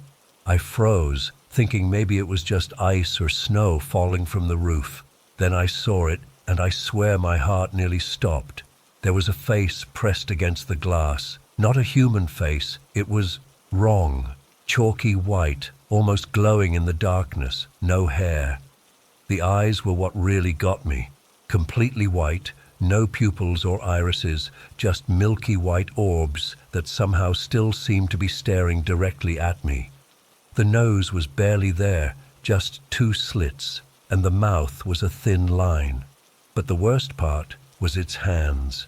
It had these impossibly long fingers pressed against the glass, with what looked like claws instead of fingernails. The fingers moved in this weird, jerky way, like it wasn't used to touching things, like it was testing the glass, trying to understand what it was. Tap, tap, tap.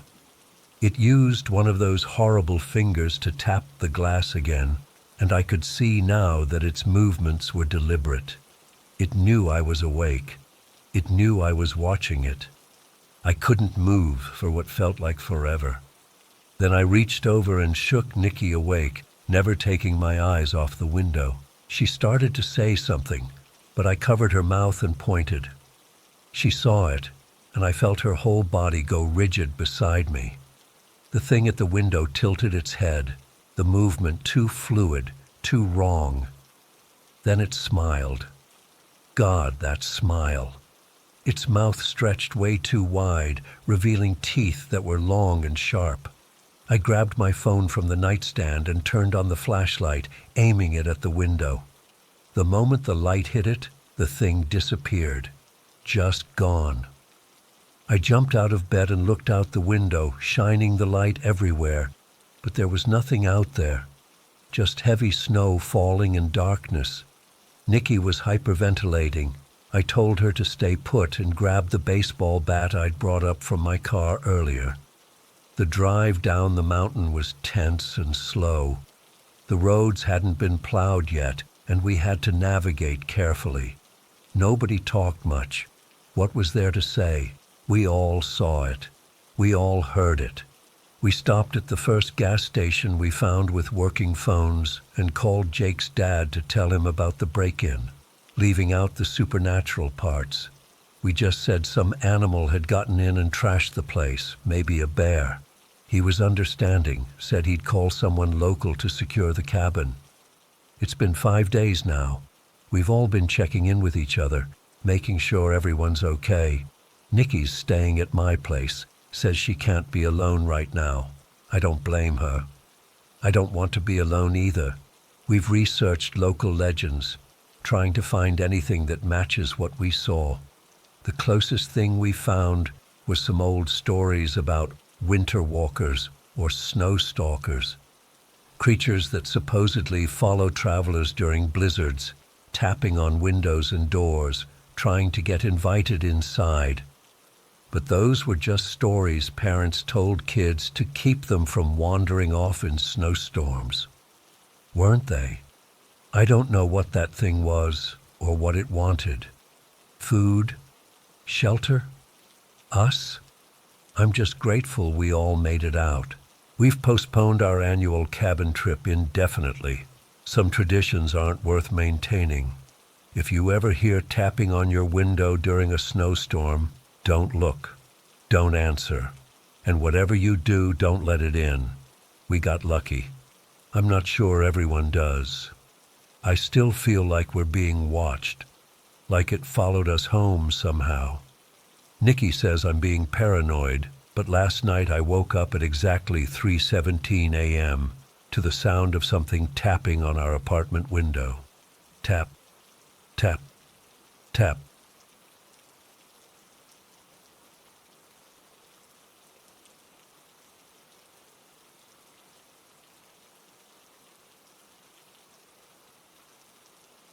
I've hesitated to share this for a long time.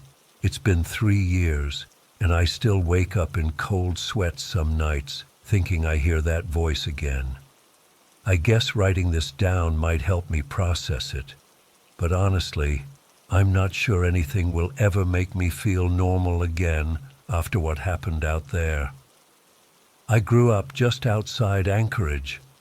My dad was one of those quintessential Alaskan men, the kind who could survive in the wilderness with just a knife and some paracord. He worked construction most of the year but lived for hunting season. From the time I was 12, he'd take me along on these trips.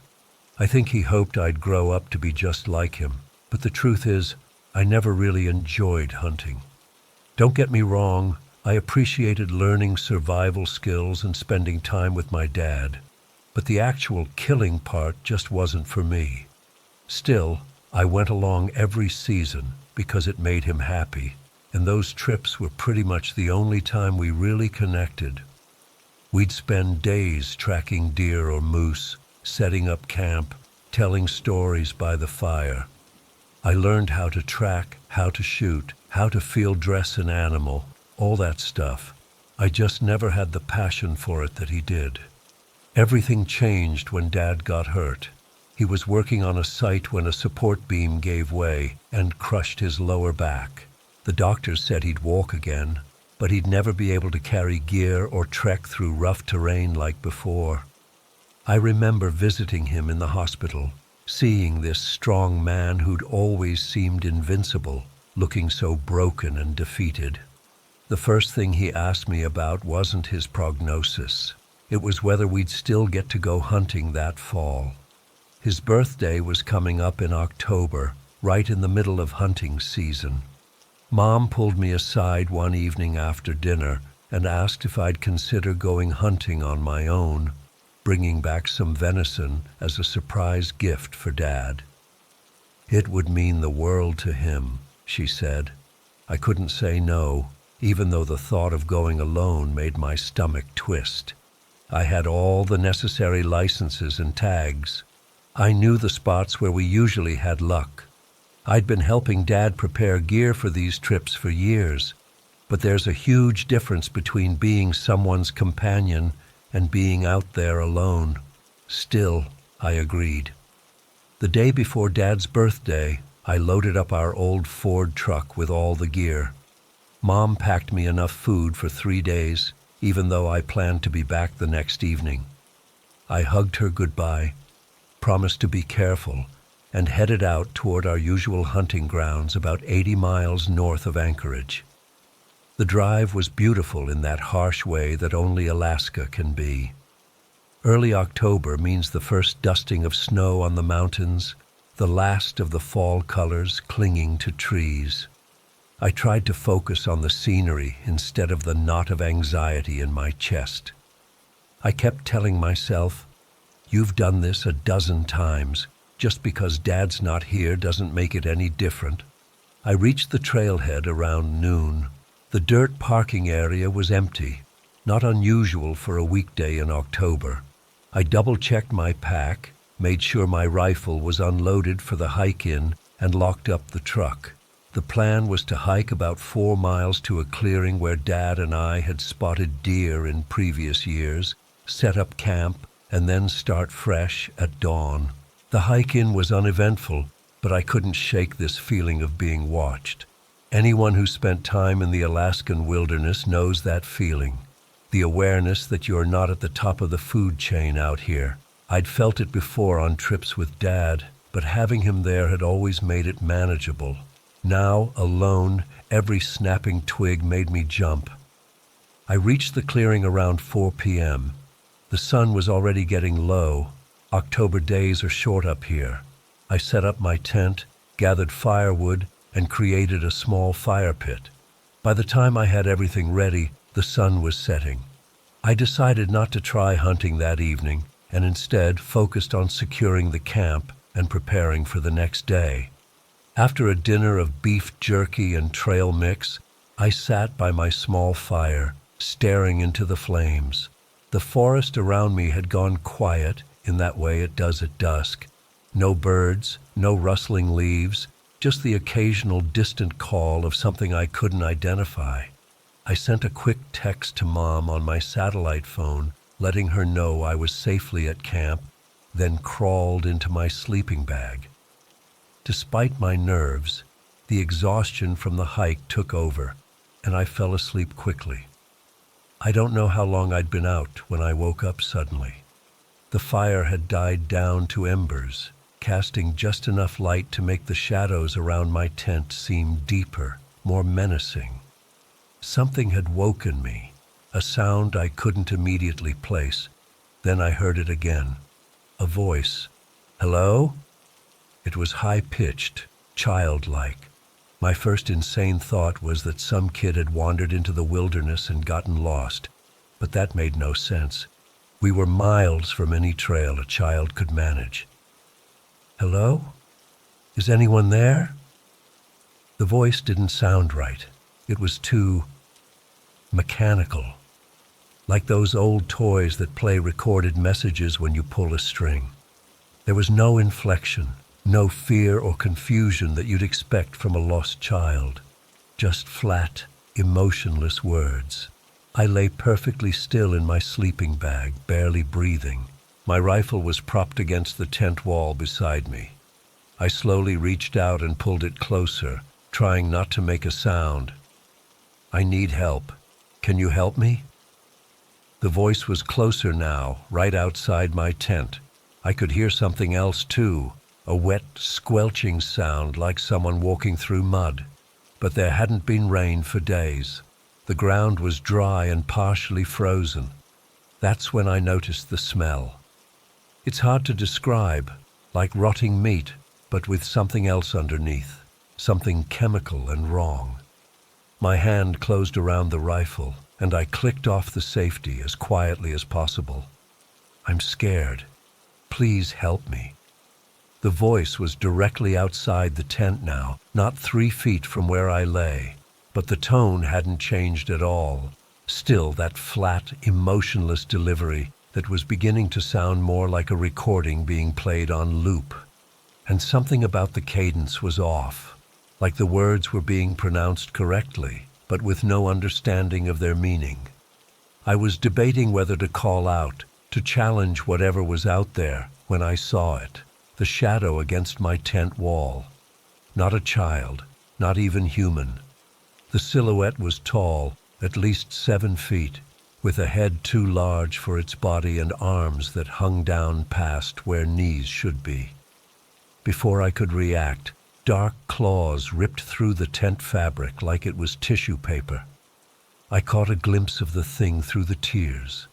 Ash-gray skin stretched tight over a frame that was vaguely humanoid but wrong in every detail. Its head was hairless, covered in what looked like pockmarks and deep scratches. But it was the face that'll haunt me forever. Completely white eyes with no pupils, no iris, just milky blankness. And its mouth. God, its mouth hung open too wide, the jaw slack and dislocated, with some kind of thick slime dripping from blackened teeth.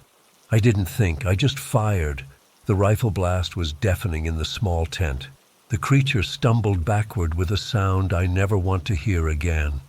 Not a scream, not a growl, but something between static and the noise dial-up internet used to make.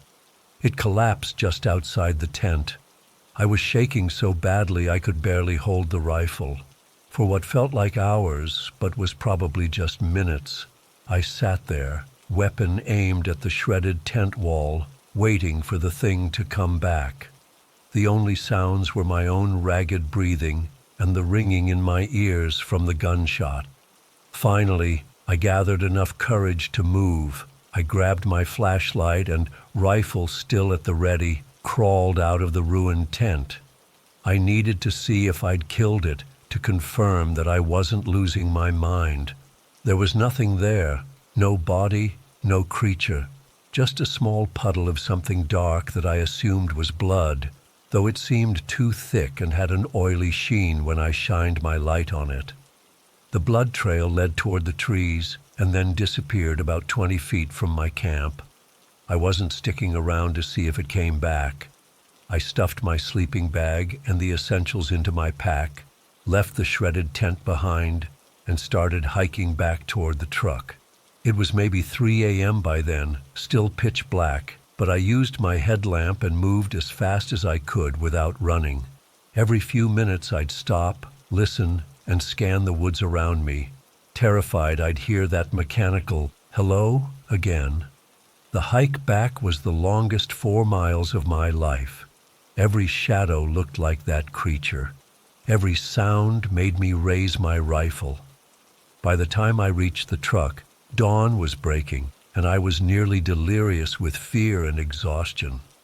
I drove home in a daze, stopping once to throw up on the side of the road. When Mom asked what happened, why I was back so early and empty-handed, I mumbled something about not seeing any deer and feeling sick. She looked disappointed but said Dad would understand. I couldn't tell her the truth. What would I even say? That I'd encountered some monster in the woods that mimicked a child's voice? That night, we celebrated Dad's birthday with a store-bought cake and no venison. He asked about the trip, and I gave vague answers, feeling guilty about lying but unable to share what really happened. In a weird way, I was grateful for his injury, because it meant he wouldn't be asking me to take him back out there anytime soon. It's been 3 years. I've never told anyone the full story until now. I've gone down internet rabbit holes trying to find similar experiences, looking up native Alaskan legends about creatures in the wilderness. I've found some stories that have elements similar to what I encountered, but nothing that exactly matches. What haunts me isn't just the memory of that thing's face or the sound of its voice. It's the question of what would have happened if I hadn't woken up when I did, if I hadn't had my rifle within reach. And I wonder how many hunters and hikers who've gone missing in the Alaskan wilderness over the years might have encountered the same thing, but weren't as lucky as I was. I know how this sounds. I know most people reading this will think I dozed off and had a nightmare, or that I encountered a bear or moose and my fear transformed it into something supernatural. Maybe that's true. Maybe my mind played tricks on me. But I know what I saw. I know what I heard. And I haven't set foot in the wilderness since that night. My dad's back has improved enough that he's started talking about taking short hunting trips again. I always find excuses not to go. If you're planning a hunting trip or hike in the backcountry of Alaska, especially anywhere north of Anchorage, please reconsider. Or at the very least, never go alone. And never, ever answer if you hear a child's voice calling out in the night.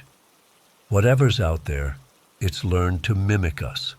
It's learned what makes us respond, what makes us lower our guard. And I don't think it mimics us because it wants to communicate.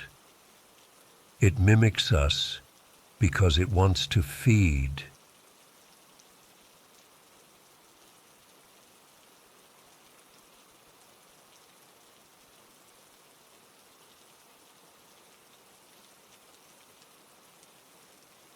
I'm sitting here at my computer with my hands shaking as I type this.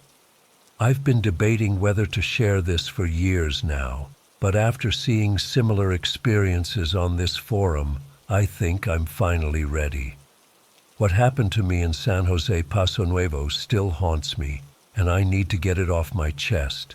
Maybe someone here can make sense of it, because I sure as hell can't.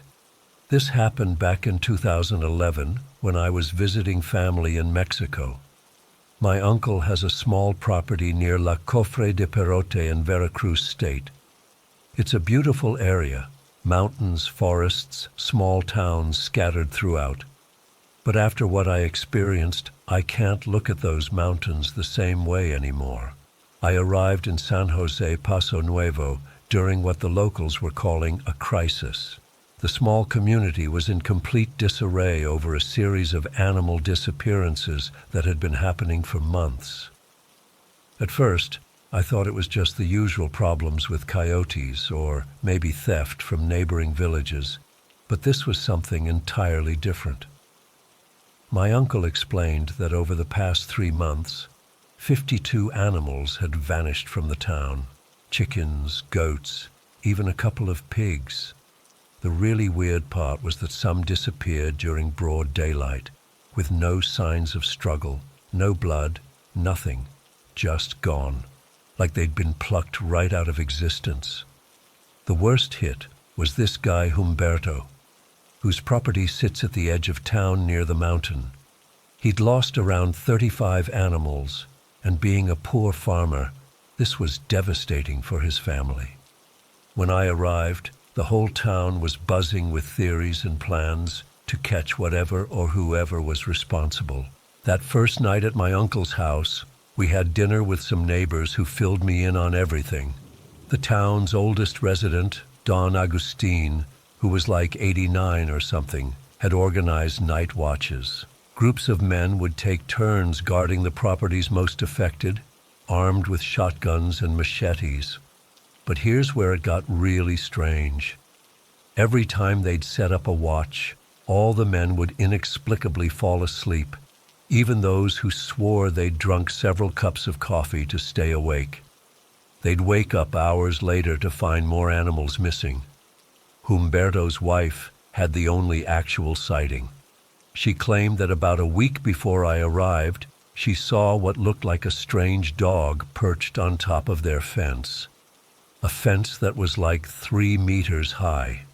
She said it just watched their goat pen for a few minutes, then leaped down and disappeared into the darkness. When she described the dog, the others around the table got quiet. It was too big to be a normal dog, and the way it balanced on the thin fence top wasn't natural. The conversation shifted when Humberto himself showed up at my uncle's door. He was desperate, offering a substantial reward to anyone who could help him catch the culprit.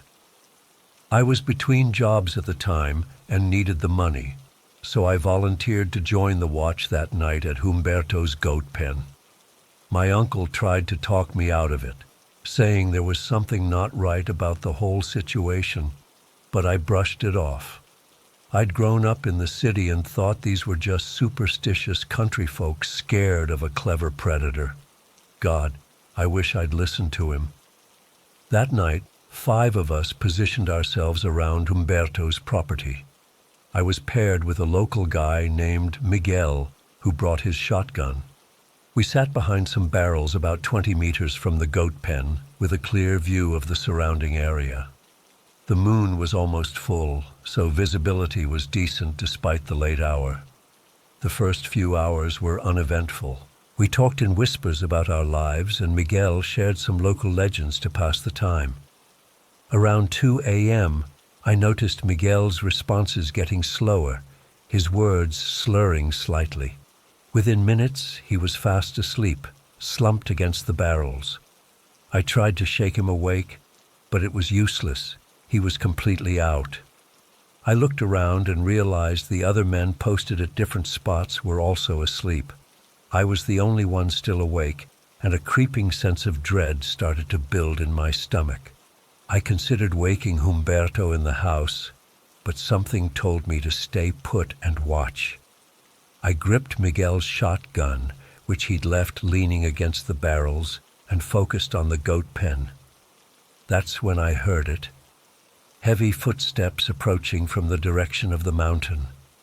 Not like a person walking, more like something with weight moving carefully, deliberately. The goats in the pen sensed it too. They got restless, moving to the far corner of their enclosure, making those nervous bleating sounds. I froze when I saw it emerge from the shadows. At first, it was crouching, and I thought maybe it was a person crawling on all fours. But as it moved into the moonlight, I could see it wasn't human, at least not entirely. Its skin was a sickly gray color, and it moved with a jerky, unnatural gait toward the pen. It was maybe 1.5 meters tall in its crouched position, covered in what looked like patchy fur or hair. Then it stood upright. Jesus Christ. Even now, years later, typing this makes my heart race. When it stood, it was well over 2 meters tall, with long, thin limbs that bent at odd angles. But it was its face that paralyzed me with fear. Completely white eyes with no pupils, like 2 small eggs embedded in its skull. It had only one ear that I could see, and its jaw seemed slightly displaced, with visible veins or tendons pulsing beneath its gray skin. Its hands ended in claws that had to be 10-15 centimeters long, yellowed and curved like a raptor's. I couldn't move. I couldn't scream. I just sat there, clutching the shotgun as this thing stood there by the goat pen, staring directly at where I was hiding. It knew I was there. I'm certain of it. For what felt like an eternity, but was probably about 5 minutes, we were locked in this standoff. The creature didn't move, just fixed those white eyes in my direction, its chest barely moving with shallow breaths. Finally it turned away and with one fluid motion leaped over the 3-meter fence into the goat pen. The animals went crazy, scrambling in panic, but the creature moved with terrifying efficiency. It grabbed 2 goats, one under each arm, and they instantly went limp like they'd been sedated somehow. No struggle, no noise. Something in me snapped at that moment. I raised the shotgun and fired. The gun just clicked. Nothing happened. I tried again. Nothing. The mechanism seemed completely jammed. By now, the other men were waking up from the commotion, grabbing their weapons, but every single gun malfunctioned. Not one would fire. The creature, now aware of all of us, made this sound. Not a growl, not a hiss, but something between a laugh and a wheeze that made my skin crawl. Then it jumped back over the fence with both goats and started running toward the mountain, moving faster than anything I've ever seen, especially considering it was carrying 2 full-sized goats. Humberto came rushing out of his house, and when we told him what happened, he grabbed a machete and started after the creature. 4 of us followed him, including me. I don't know what I was thinking. Fear, adrenaline, and a bizarre sense of responsibility pushed me forward. We tracked it by moonlight, following broken branches and disturbed earth up the mountainside. About 1 kilometer up, we discovered something none of us had known was there, a cave entrance, partially hidden by vegetation. It wasn't on any local maps, and Humberto, who'd lived there his whole life, swore he'd never seen it before. The tracks led straight inside, but we hesitated at the entrance. The darkness beyond was absolute, and none of our flashlights seemed bright enough to penetrate more than a few meters in. We agreed to return in daylight, with more men and better equipment. None of us were eager to follow that thing into its den in the middle of the night. The next morning, word had spread throughout the town. Don Agustin called a meeting and, after hearing our description of the creature, declared it was a nagual, a shape-shifting witch from local mythology. who could transform into animals and monsters to hunt prey. The older villagers nodded in agreement, while some of the younger ones looked skeptical. The town priest, Father Manteca, agreed to come with us to the cave. He brought holy water, religious items, and his Bible. About 20 men joined us this time, armed with everything from hunting rifles to agricultural tools. The daylight did little to make the cave less intimidating. If anything, seeing it clearly, the strange markings around its entrance that looked almost like claw marks but in patterns too deliberate to be random, made it more unsettling. As we approached, we heard something that stopped us in our tracks, crying. Human crying, coming from inside the cave. It sounded like a man in pain or grief. Father Manteca held up his hand to stop anyone from entering and explained that this was a common trick of the Nagual, to lure in rescuers or curious victims by mimicking human sounds. The priest began to bless the area, sprinkling holy water and reciting prayers in Latin. As he did, the crying from the cave changed, transforming into something that still haunts my nightmares. Screams that weren't human anymore, cursing in Spanish, threatening us, our families, the entire town. The voice knew our names, calling out to specific people in our group, telling them secrets only they would know. One man dropped to his knees, crossing himself repeatedly. Father Manteca continued his blessing, moving closer to the cave entrance despite the increasingly disturbing sounds coming from within. When he finally threw holy water directly into the cave opening, there was a sound like a thunderclap from inside, and then silence. Complete silence. We waited, but nothing more came from the cave. No one was willing to enter, not even with our numbers. Instead, we spent the next few hours gathering large rocks and sealing the entrance as best we could. The priest placed blessed items in the cracks between rocks, and some of the older women from the village who had joined us hung small bags of herbs and charms around the sealed entrance. I thought that would be the end of it. The animals stopped disappearing after that day. For about a week, the town seemed to return to normal, though people still spoke in hushed tones about the Nagual and the cave. Then a woman from a neighboring town came looking for her missing husband. She described him as a quiet man who had recently started a surprisingly successful business buying and selling animals. He would leave for days at a time and return with livestock to sell in other markets. He'd been missing for 3 days since heading in the direction of San Jose Paso Nuevo. The realization hit everyone at once. The timeline matched perfectly with when the animals started disappearing. This man, or whatever was pretending to be a man, was almost certainly the Nagual. The wife was confused by how the townspeople reacted to her story, and when they tried to explain their suspicions, she became upset and left.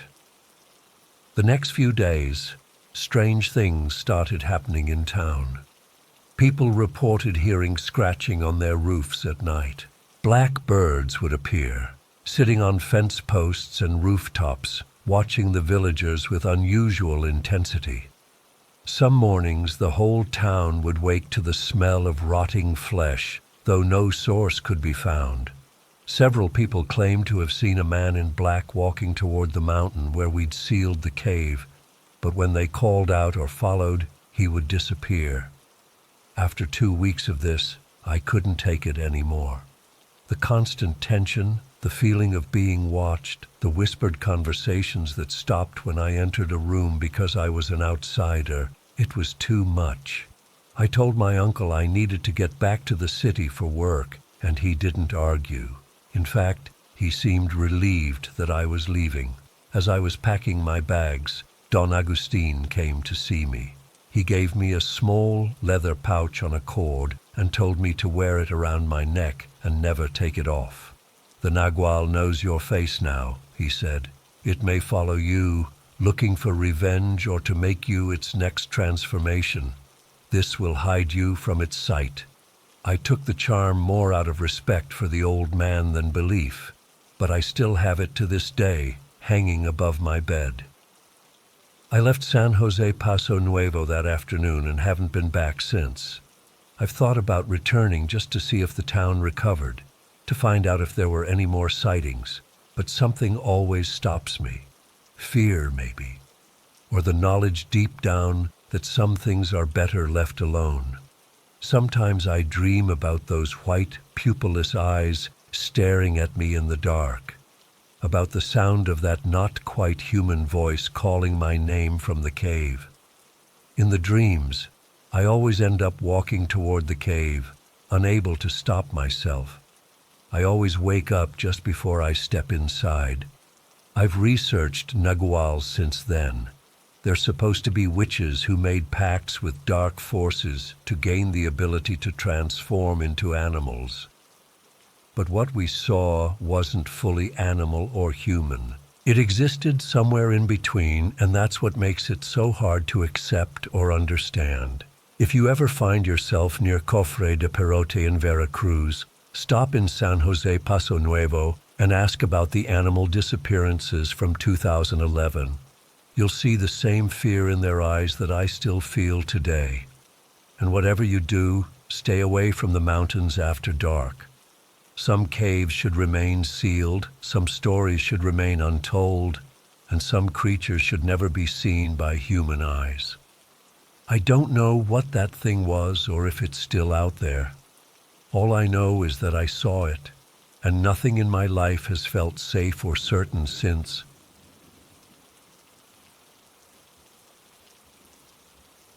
I've been debating whether to post this for weeks now. I'm not even sure if writing it down will help, but I'm desperate at this point. Maybe someone here has experienced something similar or has some advice beyond move out, which I can't afford, or seek help, which I've done. A bit about me. I just turned 21 last month and moved to Seattle from Eastern Washington to attend university. I was excited to finally have my own place, a small studio apartment in Belltown. It's not fancy, but it's mine. The building is old, probably from the 1920s, but it's been renovated enough to be comfortable. My unit is on the 3rd floor, which I thought would be secure enough. On the night of my birthday, I decided to celebrate alone since I haven't made many friends here yet.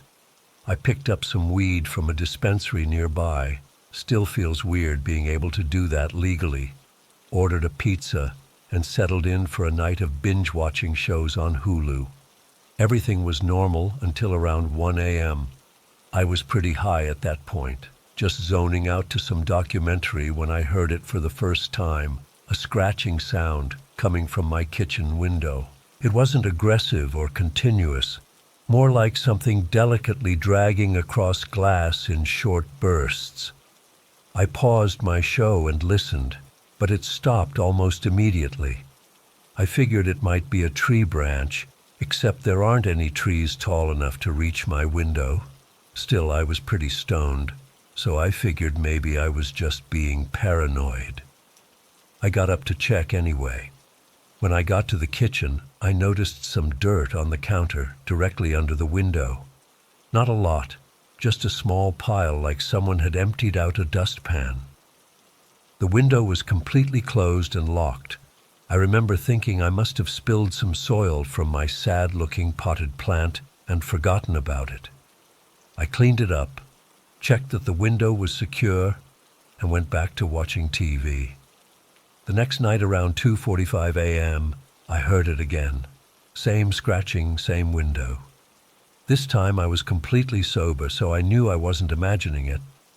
I got up immediately and went to the kitchen, but the sound stopped as soon as I entered the room. The window was still closed and locked, but there was more dirt on the counter in exactly the same spot. I started to freak out a bit. How was dirt getting inside when the window was closed? I cleaned it up again and checked the window frame for cracks or openings, but everything seemed solid. I even put a piece of tape across the window frame to see if someone was opening it somehow. The third night, the scratching started at 1:37 a.m. I know the exact time because I'd started keeping track in a note on my phone. The tape was still intact, but more dirt appeared. I started Googling logical explanations. Maybe it was coming from the ventilation system, or there were mice in the walls. But nothing explained both the scratching and the dirt. This continued night after night, always at different hours, 3:40 a.m., 2:12 a.m., 4:03 a.m. There was no pattern except that it seemed to be getting louder and faster as the days went on. I tried to tell myself it was probably drunk people from the bars nearby messing with me, but that didn't explain how they'd reach a third-floor window or why they'd leave dirt. I was getting maybe 3 to 4 hours of sleep per night, and it was starting to affect my schoolwork. Finals were coming up, and I was a wreck.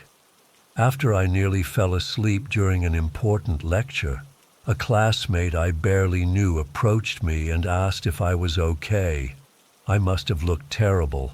I don't know why, but I ended up telling him everything. He nodded like he understood completely, which was weird because most people would think I was losing my mind. He offered to lend me his camping gear, saying sometimes getting out into nature helps clear your head when you're stressed. I was desperate enough to try anything, so I accepted.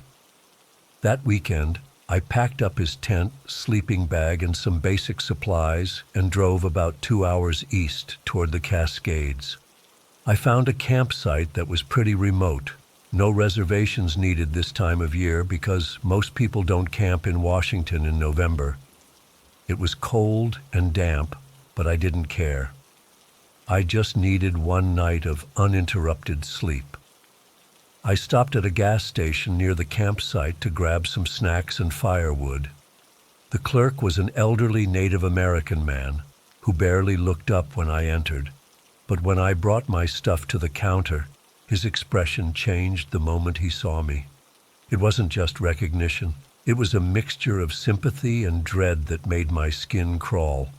He didn't say anything unusual, just camping out there alone. When I nodded, he added, "Be safe." But the way he said it stuck with me. At the campsite, I struggled to set up the tent. Some of the poles were broken, and I had to improvise with duct tape. The sky was overcast, ruining my plan to photograph the Milky Way. I built a small fire, heated up some canned soup, and tried to relax. The silence was both comforting and unnerving after weeks in the city. I crawled into my sleeping bag around 10 p.m., put on a podcast to drown out the forest sounds, and eventually drifted off. I don't know how long I slept before the scratching woke me up.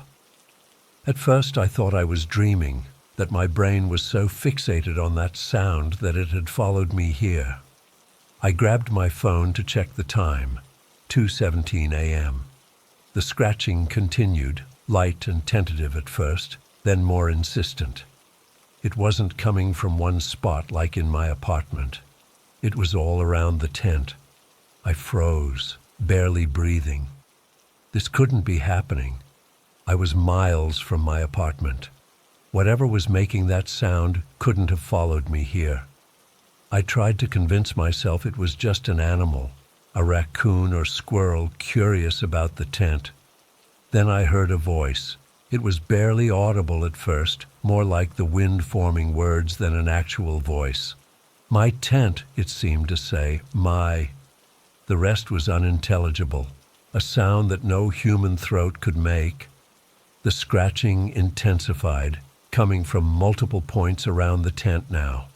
I could see the fabric indenting slightly where the pressure was being applied.